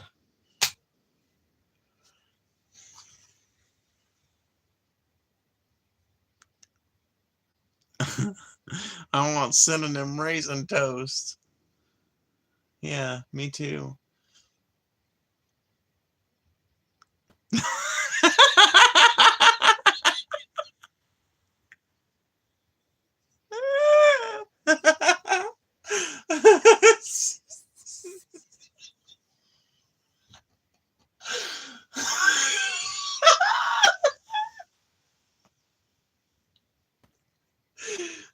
Fuck you guys. You are way too fucking funny. Either that or I'm way too fucking high. I don't know which. Fucking salmonella for salamanders.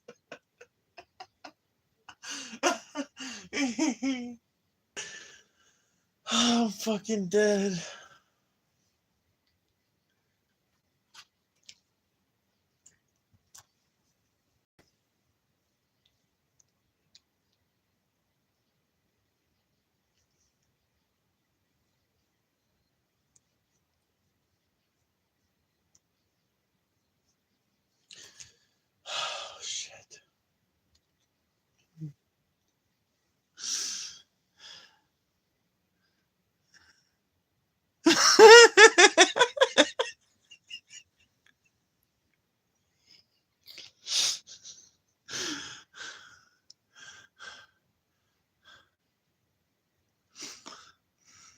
You know, this is what I get for encouraging such a fucking trollish chat.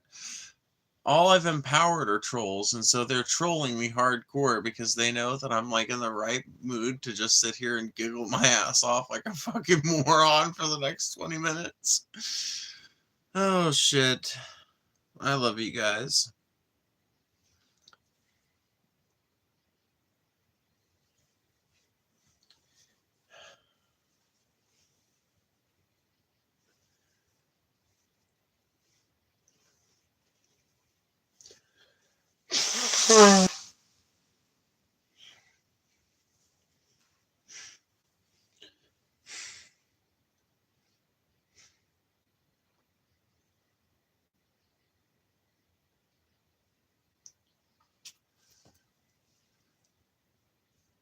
What's up, Boxer? What's up? What's up?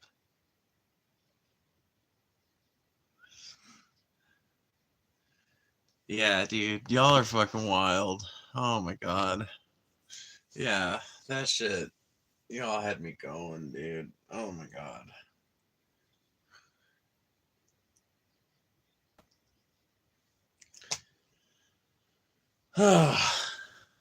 I've been having so much fun with these lately. I gotta tell you guys. Thank y'all for making this so fun for me. These have been so much fun. These have been the highlight of my day recently, honestly.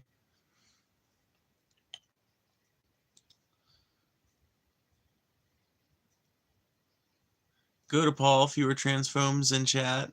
Well, there's no transphobes in chat now. Now it's just us having a fucking gay old time.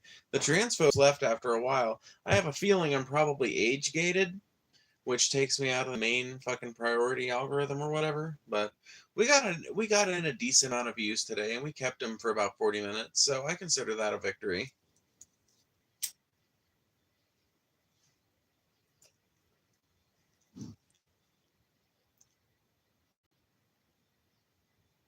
These streams make my night better for show. I'm good. Or I'm glad. I'm good. I'm a moron, but no, I'm glad. Really, they make my night better too. But I'm glad that I can help some people out and make their nights a little easier as well. Ultimately, I do want to be entertaining. You know, like I might not have the same relationship with it that some people do. Like I didn't. I'm not trained in a way that I can think of as to being an entertainer, but I have always enjoyed in all the many different incarnations that I've allowed myself to explore that way of being. And ideally, I would like to make people laugh and think and sing and dance.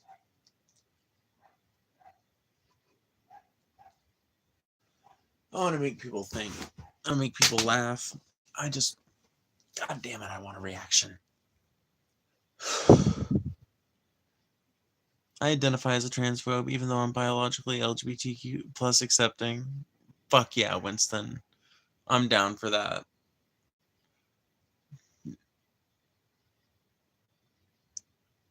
Don't be transphobic. Don't be transphobic, yo. Good advice. Don't be transphobic.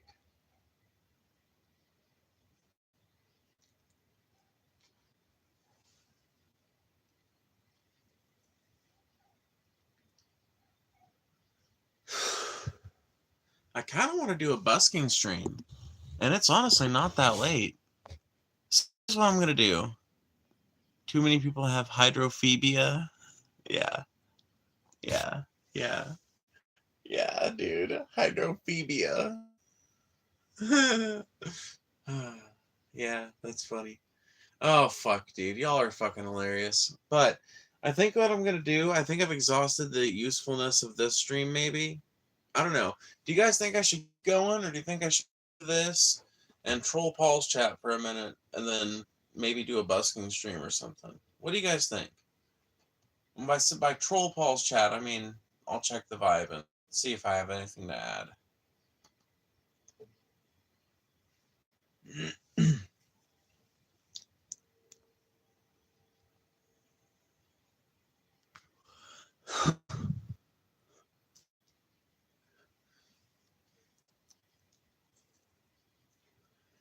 Oh, cockatoo, that's no way to be. You gotta stand. You gotta stand for something, or you fall for anything.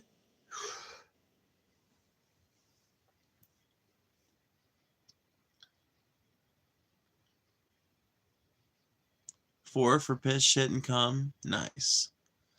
I'm making caldo de pollo tomorrow. Ooh, that sounds good.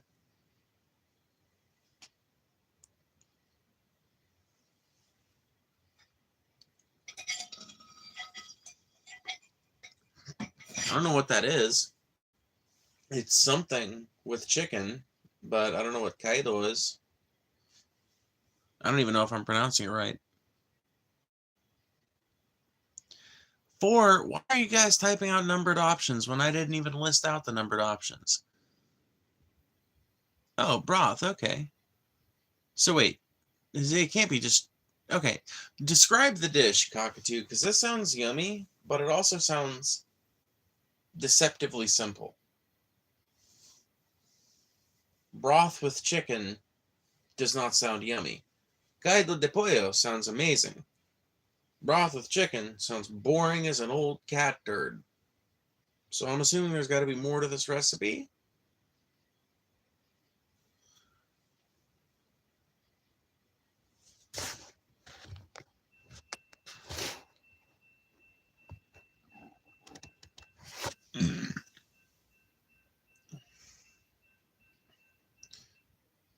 This is like the 5th fucking train that has come through. This is like the fucking 5th train that has come through. Dude, I hate these fucking things.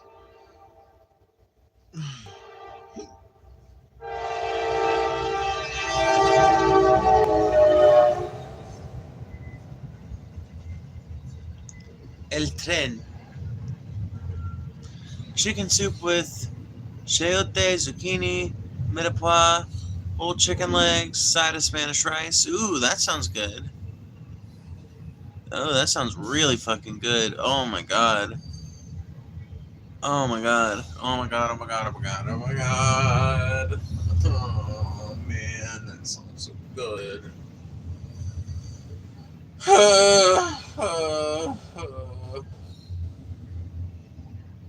Cockatoo, are you Hispanic?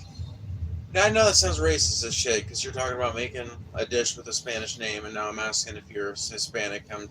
So you probably think I'm trying to tokenize you, and I promise that's not my intention.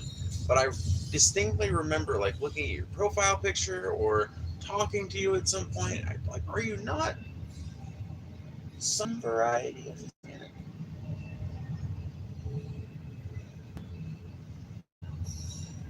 No? Who the fuck am I thinking of then? Because I know Jenna is, but like I also know like she's like more culturally detached, from what I understand, than you would expect. I don't know who the fuck I'm thinking of. Did you hit the snooze bar on that thing? Yeah, yeah. It's just letting me know again, you know. I'm a mixed race, black race person that is white presenting. Oh, okay. Oh, okay. Cool. Right, righteous. Righteous. Well, you know what? If you know about that, you probably know about some cool other dishes. Do you know of any fucking good like taco toppings? I know this sounds like just because you know that recipe doesn't mean you know a good taco recipe, but any kind of like good like taco slash chimichanga slash some kind of like I'm trying to spice up Mexican night with something that's not just fucking white lady Mexican food. Okay, I'm trying to spice up Mexican night because I think there's a room for that, right? I think there's like plenty of room for the fucking like. So my mom has a really good salsa recipe too, and she makes it like a traditional salsa. So there's one fucking thing like that's going into our white lady fucking tacos, but I want to spice it up. I want to maybe get some like corn tortillas and heat them bitches up and then have something that I can put on the smoker that would make a good taco topping, you know? And I see varying answers online and I don't know which direction I should go. Salsa de chile de árbol? Okay. Alrighty. That sounds fucking. Yeah. That okay. Yeah, I think I get that. I don't know if I'm immediately familiar with the dish. I don't know if the picture I have in my head is correct, but I think I can deduce the idea. Maybe that gives me a name to look up at the very least. Soak bell peppers, tomatillos, white onion, boiled in a small saucepan. Blend with chicken stock powder. Ooh, this is sounding really good. This is sounding really good. This is sounding awfully good. Oh yeah, yeah, this is sounding awfully good. Do you have Milagro tortillas over there? No, no. According to Ancestry.com, I'm pure English Mormon blood. According to 23andMe, I am like 82% or some shit, like 86%. I don't fucking know. Yeah, like 86% more or less. Um, Irish, Scottish, English in that order. Mostly Irish with some Scottish and a little bit of English. And then 4% French and German, and then 0.04% Angolan and Congolese, and 0.02% Northern Indian and Pakistani. So, my family's been everywhere, man. Seen the deserts bare, man. Crossed the deserts bare, man. Do do do do do do do do do.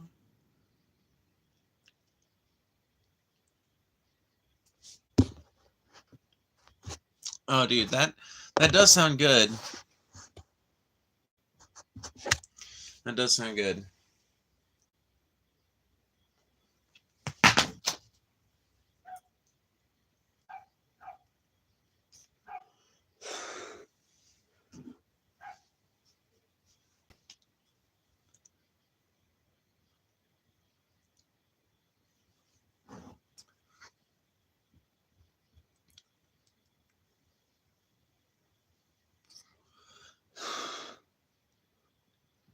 I really want to make some kind of. I need to find some more smoker recipes. I need to find me some more smoker recipes, and I want to find some. I want to kind of branch out. Like, I want to see if there's any kind of cultural foods I can make with a smoker, other than just soul food, because that's what I already make with the smoker. That's basically what most of the Southern cooks' repertoire with a smoker is going to be is soul food. You know, I make a mean brisket. I make a mean fucking Boston butt. Oh man, I make a really mean Boston butt. God damn, you guys would love to have my pulled pork. My pulled pork is genuinely amazing. My ribs, genuinely amazing. Um, yeah. But I don't know how to make anything else on a smoker, so I'm kind of limited, you know? Roughly half Belgian, half Irish, with about 4% Scottish. Right, right, righteous, righteous. Nice. Norwegian, Danish, Portuguese, Irish, and French Basque. Ooh, a mix of all the Europeans. That's kind of cool. Do a smoked turkey leg and then use it as a broth and turnip greens. That's a really fucking good idea.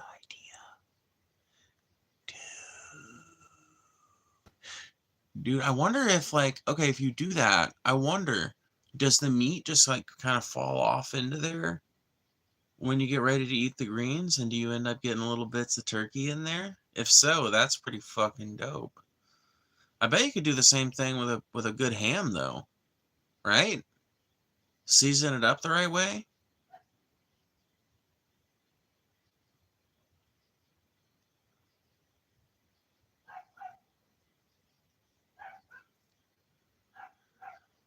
Beef brisket with caramelized fat. Oh yes, oh yes, my friend. My brisket is good. My Boston butt's good. My ribs are good.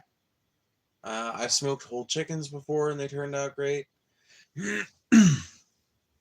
Well, I smoked one whole chicken and it didn't turn out too great, but I had killed it earlier that afternoon and I didn't give it the proper time to rest, if you will, you know, or I'd not killed it earlier that afternoon, but I'd killed it literally the day before.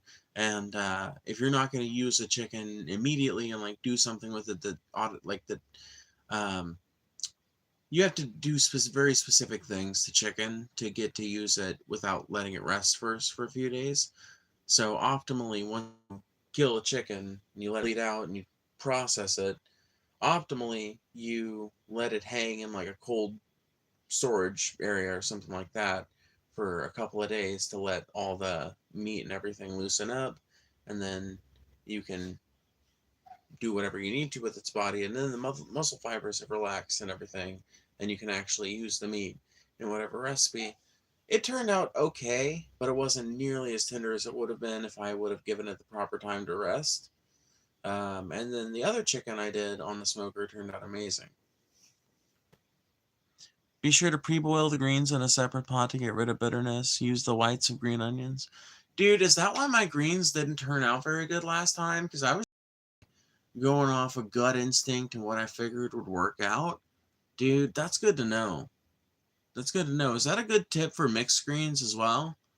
Because I tried to make mixed greens last year, and it did not turn out super great. And I'm of the opinion, or no, it wasn't last year, it was earlier this year.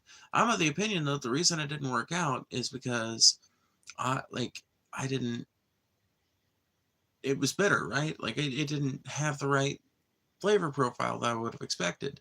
But maybe that first kind of boil and then pour is what I needed. Bacon wrapped filet mignon, blue cheese crusted on top with caramelized onions and sauteed mushrooms. Are you guys just like listing off delicious foods that you want me to make? And dude, I could have a cooking channel. I could totally have a cooking channel. Bacon wrapped filet mignon. Oh my god, that sounds so fucking good. Mustard greens, I do the same thing. Collard greens, I don't do that. Okay, cool. So if you were making mixed greens, you would probably do the mustard greens and um, you would probably do the mustards and the turnip greens in one pot and pour that water off, and then do the collards in a separate pot, and then add them to that pot, and then let them all boil together, I imagine. Maybe? Never made mixed greens? Oh, dude. My family loves mixed greens, but that's because we are allergic to planting too much of the same thing. I don't know why. So we'll plant like some fucking... We always plant plenty of turnips, so that means we end up getting plenty of turnip greens and some turnips.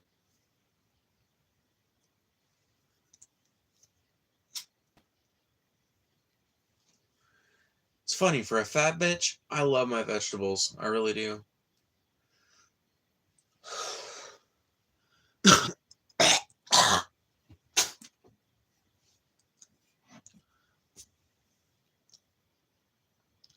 I eat Reese's Puff cereals with bananas in it every day. I usually only want the same things all the time.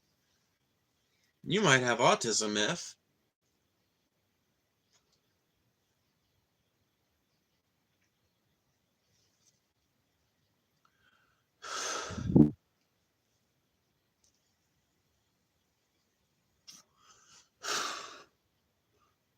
I gotta tell you what, though. One veggie I do not have any tolerance for is a raw tomato.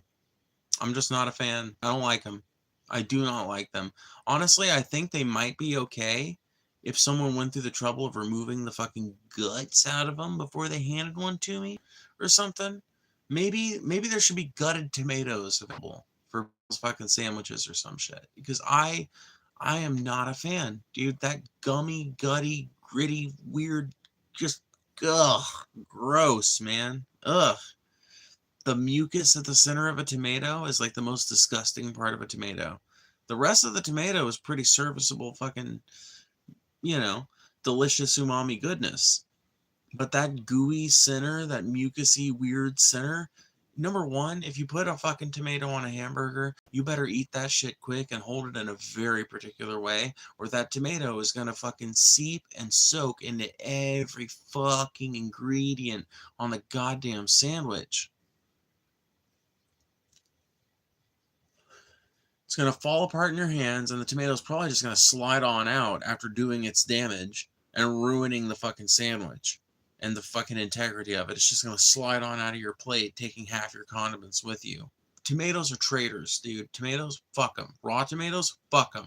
Even though I like a tomato on my burger sometimes, fuck them. Cooked tomatoes, though. You want to cook some tomatoes up in a sauce or something like that? Now we're talking. Definitely a texture thing for me too with tomatoes. Same with mushrooms or anything slimy. See, I'm not that way with mushrooms, but or really with some things that are slimy, like catfish. Honestly, I don't like catfish when it's slimy, but catfish can sometimes have a tiny little bit of what you might perceive as sliminess, but it really shouldn't have much noticeable. But you know, that's something I can tolerate. Or like a mushroom. Mushrooms, you know, even if you fry them down a good bit, are gonna have a bit of a sliminess, not a sliminess to them, but they develop a really nice like texture against the grease or whatever that you're frying them in. And in my opinion, that makes mushrooms more delicious, but some people really just don't like that texture. For tomatoes, I really do think it's a slimy sensation that I really just am not a fan of. And like disgustingly slimy. I like pico de gallo. Pico de gallo is really good. Catfish is delicious. It's like freshwater halibut. Yeah, I like I like catfish quite a bit. Although I will tell you, catfish is one of those things that is easy to fuck up. Very easy to fuck up. God damn, is catfish not fucking easy to fuck up. Dude, I'll tell you, does anybody know what the number one mistake a person who is uninitiated will make with catfish that leaves it tasting fishier than it should? Does anyone know? What is the worst thing you can do or not do to catfish?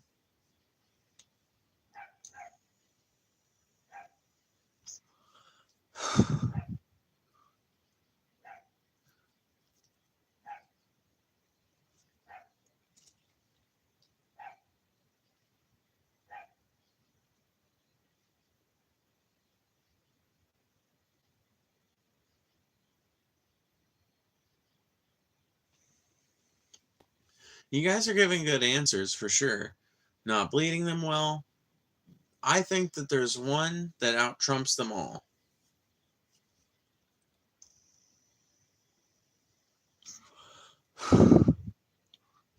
If they are slimy, they are undercooked, and if they are slimy, they are usually still rubbery too. You need to cook all the water out of mushrooms, and there's a lot. Yeah, that is true. Yeah. But I would say even a well-cooked mushroom that's gotten to the point that a mushroom is supposed to get where it is well-cooked does still have, I wouldn't, like I said, I wouldn't call it a slime, right? I don't know what you would call it. I really don't know how you would phrase it, but it's like got this outer coating that is kind of like, you know how a lot of things will absorb grease? It's almost like mushrooms kind of just like shield from it. I don't know how to put it. I don't know how to put it, but it's like whatever the seasonings you've been cooking the mushrooms on and shit, it's like you'll have some parts of the mushroom that do get a little bit more dry or whatever. I don't know. I just love mushrooms. Mushrooms are delicious. The only fuck it rather than making They only fuck it rather than making love to it first before cooking. Oh, with the catfish tip? Oh, great. On with the catfish tip. Oh, great swamp queen. Yes, thank you for putting me back on track. Okay, so none of you guys quite got what I was looking for. There is one trick, and I say it's one fucking trick because it literally fixes every problem you guys listed off. So, buying frozen, this fixes it. Not bleeding them well, this fixes it. If you like fuck it instead of making love to it, this fixes it. No, but for real, here's what you do. Okay? Before you make your catfish, you are going to either brine or soak your catfish in either, like I said, a brine or a batter, essentially. A buttermilk batter kind of thing, right? Buttermilk, or you can use a tablespoon of vinegar and then fill the rest of the way up to the cup line with milk. That will make a very buttermilk-like kind of substance. Or you can use just water and lime juice or lemon juice or a combination. Don't worry if you use too much, because even if you do use a little too much, it's just going to flavor the fish. Okay? But either one of those, either the enzymes in buttermilk or hillbilly buttermilk or lemon juice or lime juice, all four of those will take out the vast majority of those earthy, catfishy, weird kind of flavors, those off flavors you'll detect in catfish sometimes. All four of those will take it out. You need to leave the catfish in there for at least 30 minutes to let it work its magic. I let it sit for at least an hour. But if you do, I guarantee you'll have perfect catfish every time. If you want less of the breading on, like if you want less of the batter on there when you go to fry, just let the vast majority of it drip off, go to bread, fry it as you normally would. You'll actually get a better crust on your fish, but you'll also get a superior product. And if you do the brine, I mean, it's really simple. You just let it fucking drip dry like you normally would for a second if you're pulling it out of the water you thawed it out in or something like that, you know. Bread, toss it in there. But either one of those will take that off flavor out. God forbid the fish tastes like fish. Dude, Riley, you've had catfish that tastes like what we're talking about, right? It's not the good kind of fish tasting like fish. I like fish to taste like fish, but catfish, not done right, tastes like garbage. Not fish. Tastes like the bottom of a riverbed, dude.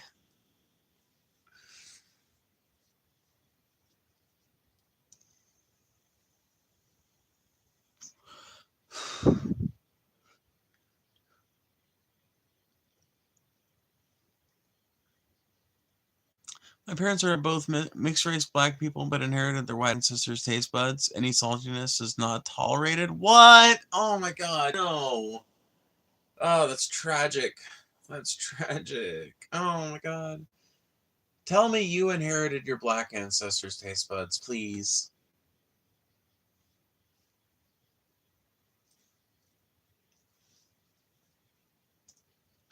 Yeah, that's just tragic. Salmon and tilapia is the only fish I've tried. Those are both really fucking good fish. I mean, salmon, you can fuck up salmon pretty easy, but if you do salmon right, it's the king of fish, in my opinion.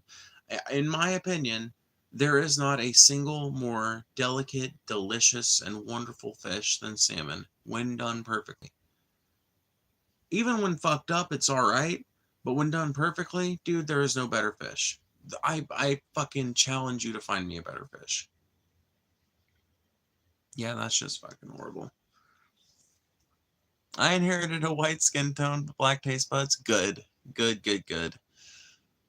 Fresh halibut is better. Probably. I don't doubt it. I've never actually had the pleasure of trying any deep sea fish. It's one of the things that I'm missing from, like, my overall broadened horizons. I've never had clam chowder, despite the fact that I've been to a number of places that had big clam populations at one time that were known for it. I've never had any deep sea fish, despite being on the coast a number of times.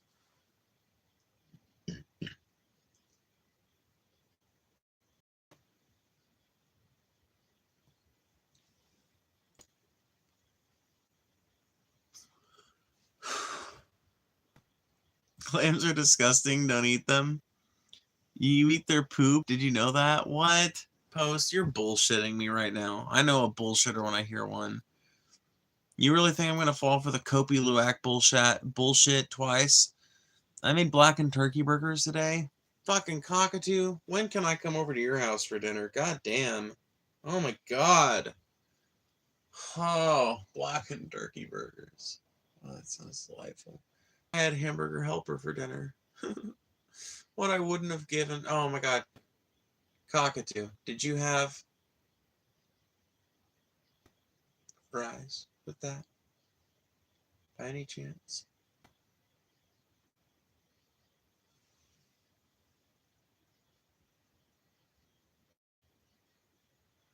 Red snapper is really good. One of the best fish varieties in my former home state of Alaska. I really wish I could try some deep sea fish for sure. I live in a desert and I've had clam chowder. Ah! I know. I'm fucking dumb as shit, dude. Well, you gotta understand too. A lot of the times when I've been near to good clam chowder, I have been so fucking broke that I just haven't been able to enjoy it.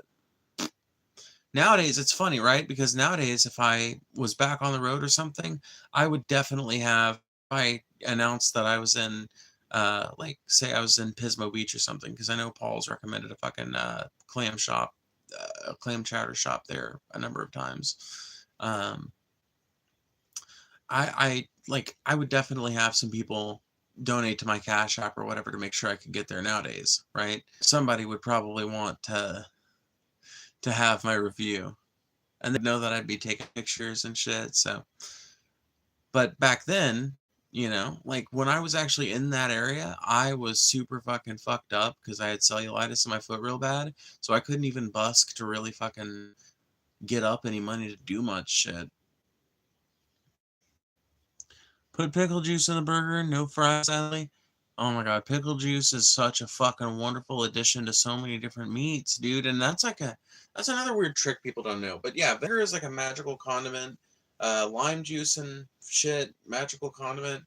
But vinegar in the form of pickle juice in particular is a particularly magical condiment because you get the vinegar, you get the all that shit, but you also get the flavor infusion of everything that goes into dill pickles, which is usually like black pepper, dill, obviously, sometimes some fennel, sometimes some other stuff,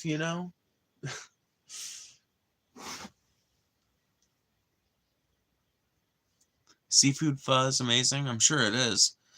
Red snapper goes amazing in a seafood pho. I'm sure. I'm sure it does. Straight from Google. Yes, eating whole clam bellies means you are also eating the clam's digestive organs and waste, which contains digested plankton.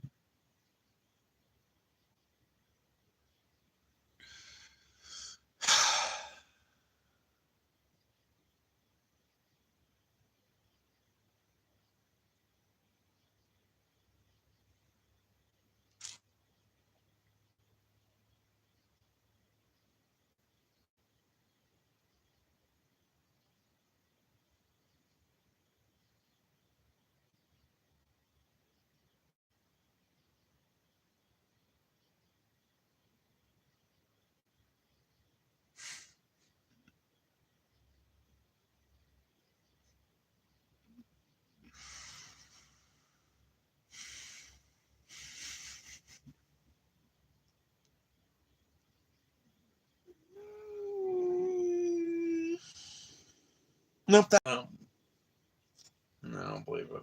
No. Sauce. I'm gonna need a sauce on that. I don't trust this Google.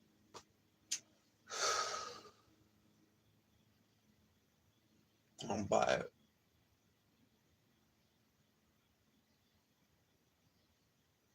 No, because they'd be making them shit in a tank before they pack them, surely, right? Before they send them off to market or whatever the fuck. Surely they'll just come up from the fucking shoreline into the fucking fish market, right? Go through some isolation tanks or some shit. Yeah. Eh. Yeah. Right?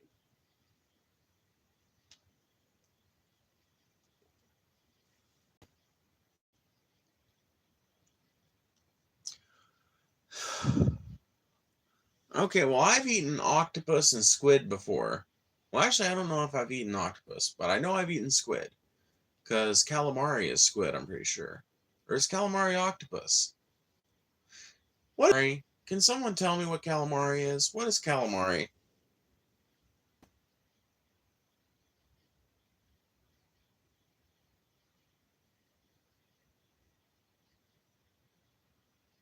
Oh, dude, I don't even want to think about that shit, man. Oh, God, I'm so pissed at you guys for telling me that. Okay, but there's got to be some way, right? There's got to be some way that you can get clam that has been exercised of all the digested plankton and bullshit, right? Yeah, right?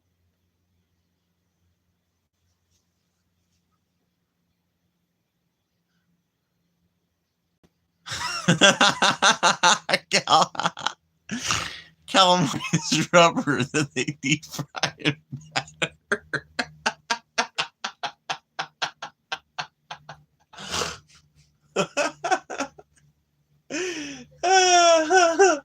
I take it the calamari I've had has been better than the calamari you've had, but that is fucking hilarious. Oh, shit. Calamari is squid? Okay, cool. I had a live squid once. I was filled with bloodlust at the time. You'll have to forgive me. What the fuck?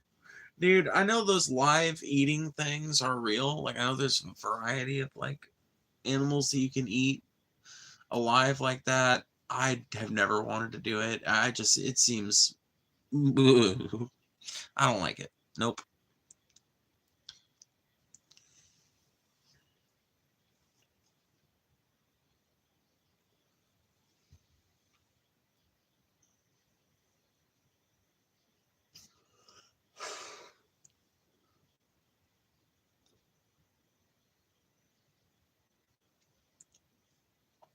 Yeah, calamari done right is slap your mama good. The calamari I had was not chewy at all. And ironically, you know where I had it at? Fucking Olive Garden, of all places. Can I just be, can I confess something to you guys? I'm a real cheap date, and I want to go to Olive Garden again. Like, super bad. Dude, maybe I can con somebody and I can take me to Olive Garden to meet up. No, I'm kidding.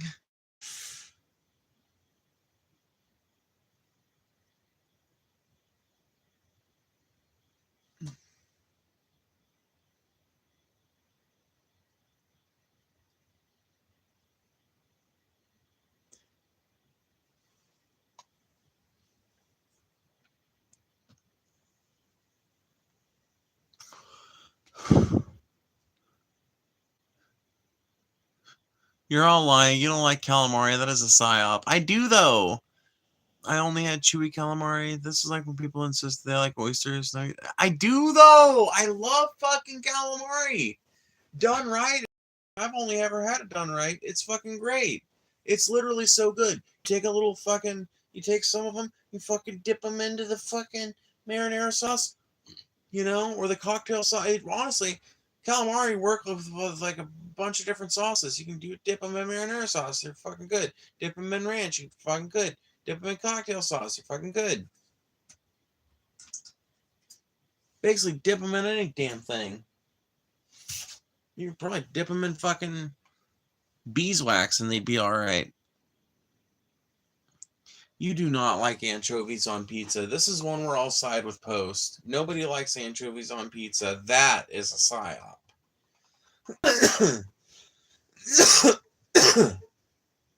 Dude, it's so actually that's funny, Boxer, that you say that, because I was actually thinking earlier today. You know, I haven't heard a motherfucker talk or even reference and talk about or even reference anchovies on pizza in like 5 years. You were the first person in like 5 years I've even heard reference that. And I can't even think of a pizza place around me that would serve it as a topping. Anchovies and marinara sauce aren't bad. Dude, okay, so here's what I don't get about anchovies. They're a whole ass little fish. So what? How do you just eat the skeleton? poor Post music. I'm sorry. Do you eat the little skeleton when you eat the little fish?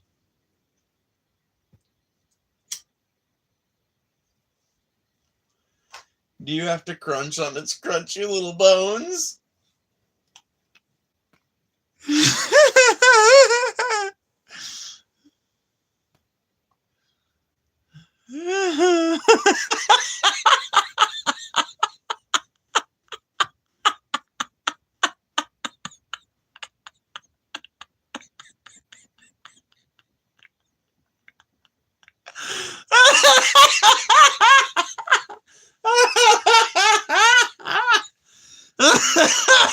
You guys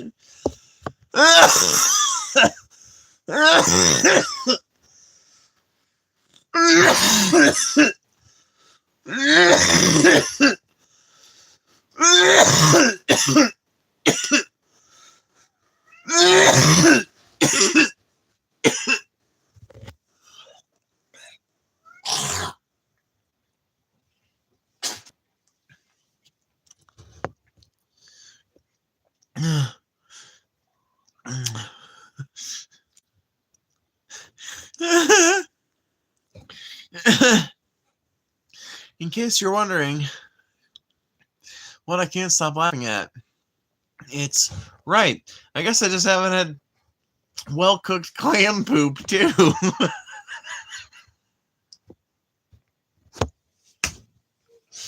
Oh fuck.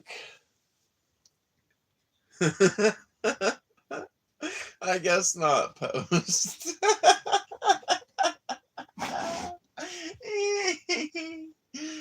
Oh shit.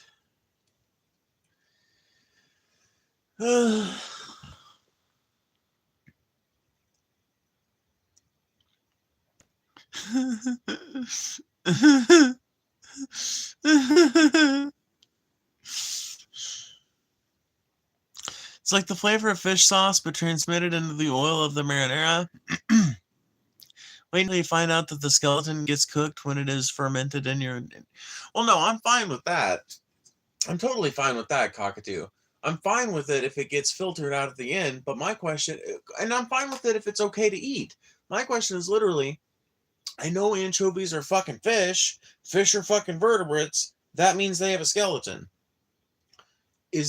Are the bones just so small and made of the right substance that they're fucking like you don't have to worry about them? Like, what's the deal? You can't just eat a whole cow, is what I'm trying to say, cockatoo. You know, like when you eat a T-bone, you don't just like pick the whole thing up and bite into it like an apple. And then eat the fucking bone on your way through the steak. You know, like that shit would fucking break your teeth.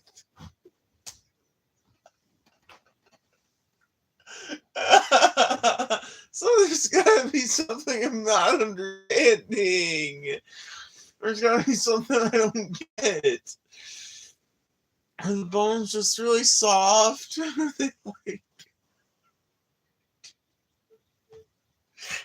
They treat it with some kind of like caustic chemical that dissolves bones.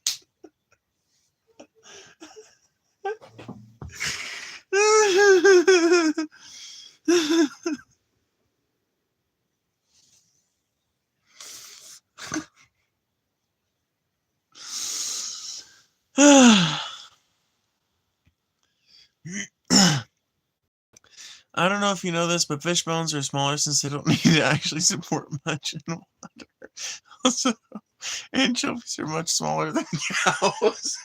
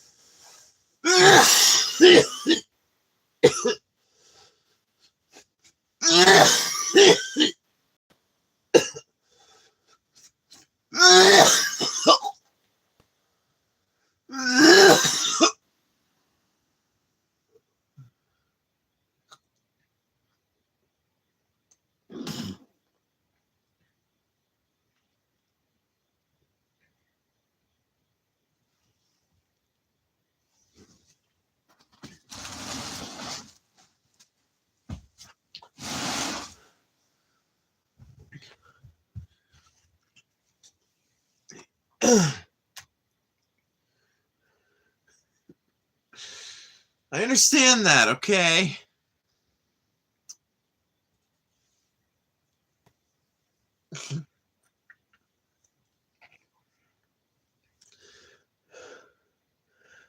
Anchovies, much smaller than cows, much less muscle skeletal structure. What? much, much less muscles and skeletal structure to support, okay? I get that. And yes, the bones are tiny. I get that.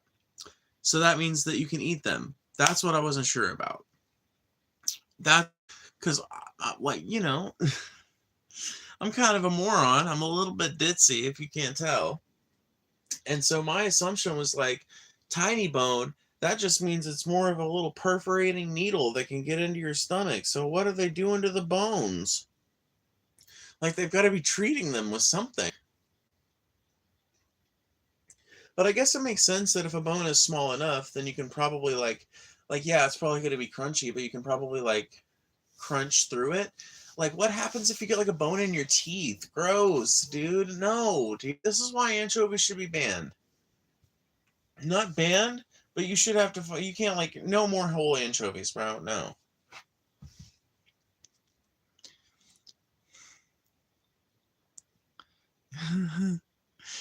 Bird's Nest is an acquired taste. Now peach gum, I want to try. I would try peach gum, but dude, Bird's Nest, no, never.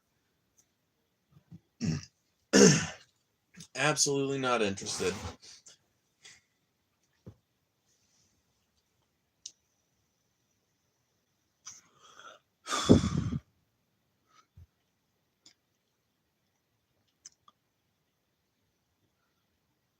I can't eat blueberries with the skin, dude. I can't imagine fucking. Some people are willing to eat wild shit. I'm one of the people that's willing to eat more wild shit than your average person, but I would not go that far. I'm not fucking Andrew Zimmerman or whatever his fucking name was. I'm not Anthony Bourdain. I'm not trying to fucking try every weird food out there. I'm perfectly fucking comfortable.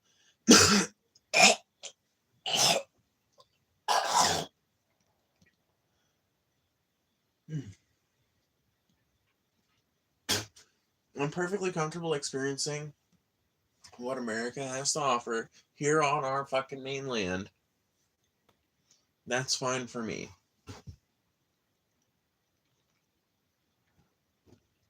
No more fish sauce? No, dude. I'm saying if you're gonna strain it out at the end, that's fine.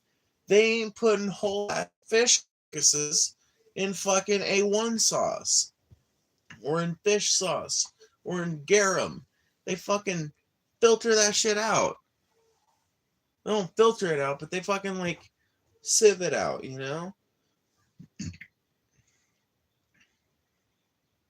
That's fine.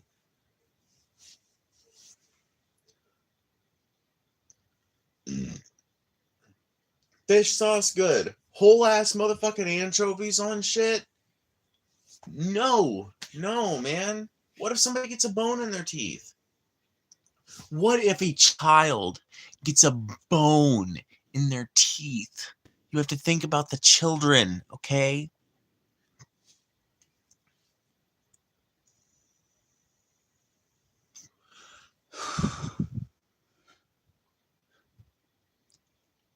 You never swallowed a trout bone?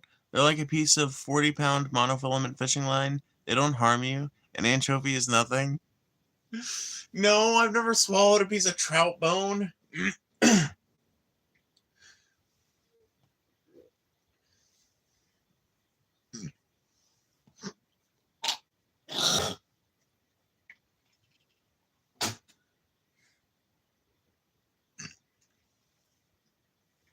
Honestly, the fish I'm most accustomed to eating are tilapia and catfish, which are most commonly sold boneless.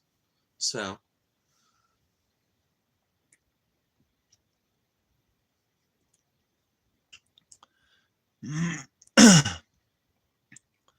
Chef John Kyungwoo and fish sauce recipe for mackerel said the fermentation will cook the bone into nothingness. Oh, okay. Well, in that case, then it's fine.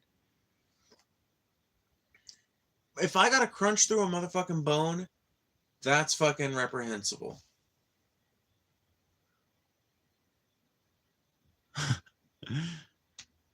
Kimchi is a drag queen? Yeah, that's what I've heard.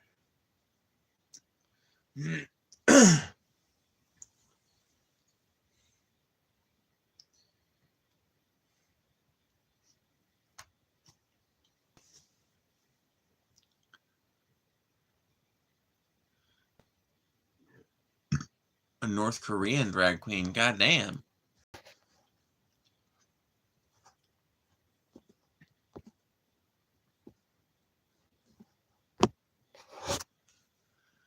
Oh.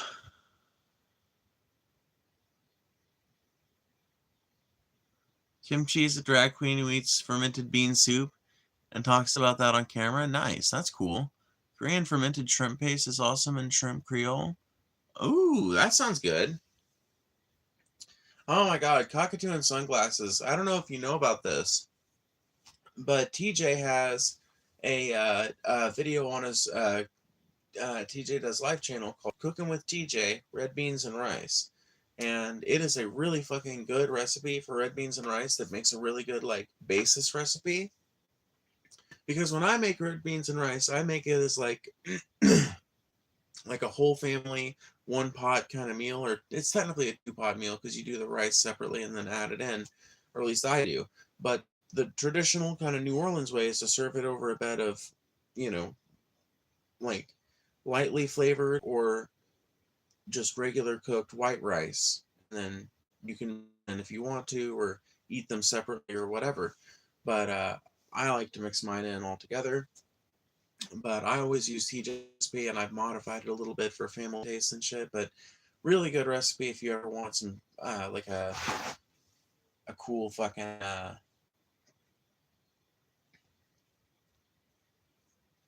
Louisiana kind of Creole recipe. I can't remember if it's a Creole or a Cajun recipe.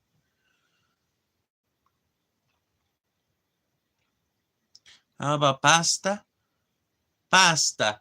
Let's see. Uh, I can make some good pasta. It's not my like exact forte, but I can do some good pasta. I make a good American Alfredo. That's for fucking sure. I make a really good American Alfredo.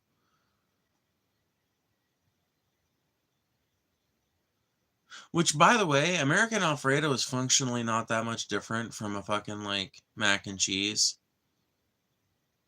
It's just a difference, like a slight difference in flavor profile, but they're not that different. Fermented bean soup is good for men to clean poop. What?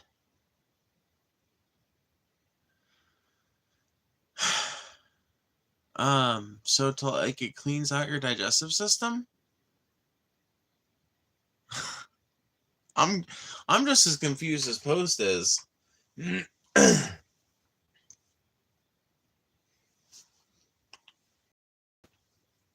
But you know what? 100 years the universe was just the globe.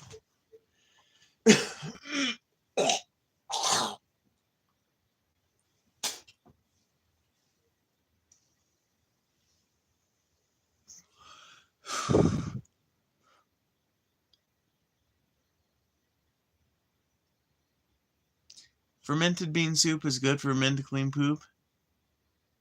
Fermented bean soup is good for men to clean poop. Oh, okay. Yeah. Yeah. Do do do do do do do do do.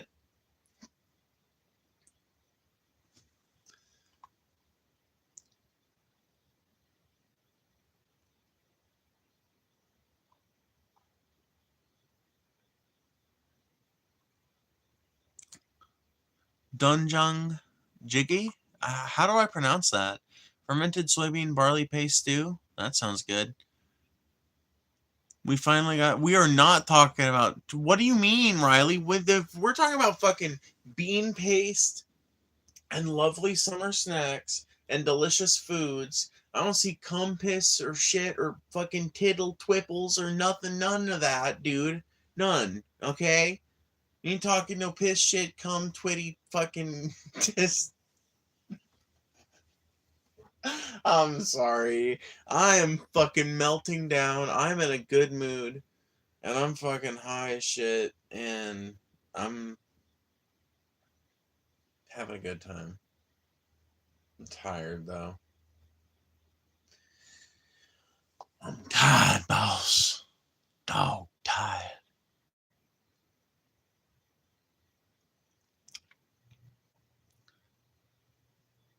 Duenchang Chige. Oh, okay. Duenchang Chige. Duenchang Chige. Okay, cool. The paste only costs $3 buccarinos. Ooh, that's not bad. That's not bad at all. That's not bad at all. Alrighty, I'm gonna go ahead and go because it's well past the time I would normally go for one of these being on. But thank you guys for hanging out. Hopefully you guys have a good night. Thank you to everybody who super chatted, and I will see you guys around.